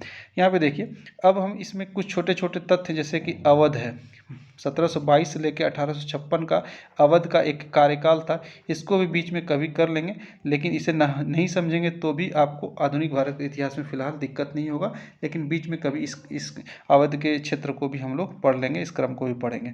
लेकिन यहाँ पे महत्वपूर्ण हो जाता है ये 1773 से लेकर 1947 के बीच में बहुत सारे भारत के संवैधानिक विकास के लिए रूल्स एंड रेगुलेशंस लाए गए थे, भारत में शासन चलाने के लिए ब्रिटिश के द्वारा लाया गया था। तो इसमें सबसे महत्वपूर्ण हो जाता है 1773 से लेकर 1858 का जो ये कंपनी का शासन हुआ करता था। 1858 तक ईस्ट इंडिया कंपनी शासन करती है। तो इसको चलाने के लिए ब्रिटिश के द्वारा बहुत सारे रूल्स एंड रेगुलेशंस लाए गए थे, जिसको कि हम लोगों ने पढ़ा है, जैसे कि पिट्स इंडिया एक्ट या रेगुलेटिंग एक्ट या चार्टर एक्ट, इन सब को हमने पढ़ा है। तो ये हमें पढ़ना जरूरी हो जाता है, ताकि इसके बाद गवर्नर जनरल और गवर्नर को पढ़ना आसान हो जाता है। तो ये इस चैप्टर को हम लोग ख़त्म कर लेते हैं, जो कि हम लोगों ने ऑलरेडी किया हुआ है। इसके बाद आगे जब हम लोग बढ़ेंगे तब क्या क्या करने वाले हैं, किस हिसाब से करेंगे, इसको देख लीजिए। सबसे पहली बात यहाँ पे यहाँ तक तो हमने कर लिया है, कंपनी के शासन तक जो है हमने कर लिया है, हमारे प्लेलिस्ट में पड़ा हुआ है। अब यहाँ से हम लोग बढ़ेंगे 1757 से 1858 के बीच में जो एक कंपनी का शासन था, उस समय गवर्नर और गवर्नर जनरल को हम लोग पढ़ेंगे, अगले वीडियो में देखेंगे। उसके बाद हम लोग का क्रम होगा सामाजिक धार्मिक सुधार आंदोलन का, जो कि बहुत महत्वपूर्ण हो जाता है। ये 1800 से लेकर के 1935 तक के बीच में जो भी सामाजिक धार्मिक सुधार आंदोलन हुए थे उसे हमें पढ़ना है। एक्चुअली यहाँ पे इस बात को ध्यान रखेंगे, आधुनिक भारत के इतिहास को बिल्कुल डेट के हिसाब से, क्रम के हिसाब से नहीं पढ़ा जाता, क्योंकि आधुनिक भारत के इतिहास में एक साथ कई चीज़ें हुई थी, तो उसको एक एक करके हम लोग पढ़ते जाते हैं, ताकि जैसे यहाँ पे सामाजिक धार्मिक सुधार आंदोलन पढ़ते हैं तो ये एक साथ पूरा पढ़ते हैं, ताकि यहाँ से सारे कॉन्सेप्ट क्लियर हो जाएं। फिर आता है 1784 से लेकर 1885 के बीच में कांग्रेस की स्थापना से पूर्व बहुत सारी संस्थाएं थी, जिसको एक नज़र देखना है, इसे हम लोग देखेंगे।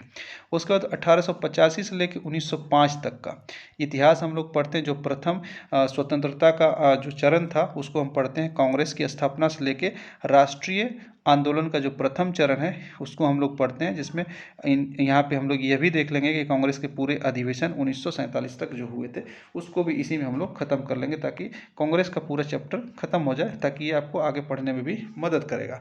फिर 1905 से लेकर 1915 के क्रम में हम लोग पढ़ेंगे गांधी जी का भारत आगमन से पूर्व का जो भारत था, जिसमें कि बंगाल विभाजन महत्वपूर्ण है, उसको हम पढ़ेंगे गांधी जी आगमन से पूर्व 1905 से लेकर 1915 के बीच के भारतीय इतिहास को। इस क्रम में तोड़ करके हमें पढ़ना है, ताकि आपके कॉन्सेप्ट क्लियर होते जाए। उसके बाद 1915 से 1919 तक जब गांधी का आगमन होता है, जिसमें प्रथम चरण गांधी का कहा जाता है, वो 1915 से लेकर 1919 तक पढ़ेंगे गांधी युग का, जो कि रॉलेट एक्ट तक हम लोग पढ़ेंगे। रॉलेट एक्ट इसमें हुआ था और इसी में जलियांवाला बाग भी हो गया था। फिर 1919 से 1930 तक के जो सविनय अवज्ञा आंदोलन है, वहाँ तक के भारत के इतिहास को पढ़ेंगे, गांधी युग का दूसरा चरण है। और अंततः हम लोग फिर बढ़ेंगे किसमें, हम लोग बढ़ेंगे फिर उधर 1947 की तरफ, 1942 की तरफ। अंत में हम लोग यहाँ पे क्या देख लेंगे, देख लीजिए। आधुनिक भारत के इतिहास में महत्वपूर्ण रूप से यहाँ पे देखिए कि क्या है कि 1930 से लेकर के 1942 तक के सविनय अवज्ञा आंदोलन से लेकर के 1942 के भारत छोड़ो आंदोलन तक के इतिहास को हम लोग पढ़ेंगे।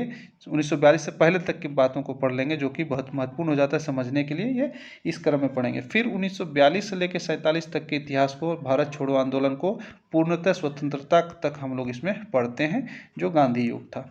उसके बाद अन्य महत्वपूर्ण चीज़ें बच जाती है, जिसे इस हिसाब से पढ़ना चाहिए और अंत में पढ़ना चाहिए, जो कि आपको समझने में बहुत आसानी हो जाती है। जैसे अब बच जाते हैं पूरे 1858 से लेकर 1947 तक के जो वायसराय का कार्यकाल है और उनका कार्य था, उसको एक साथ पढ़ेंगे।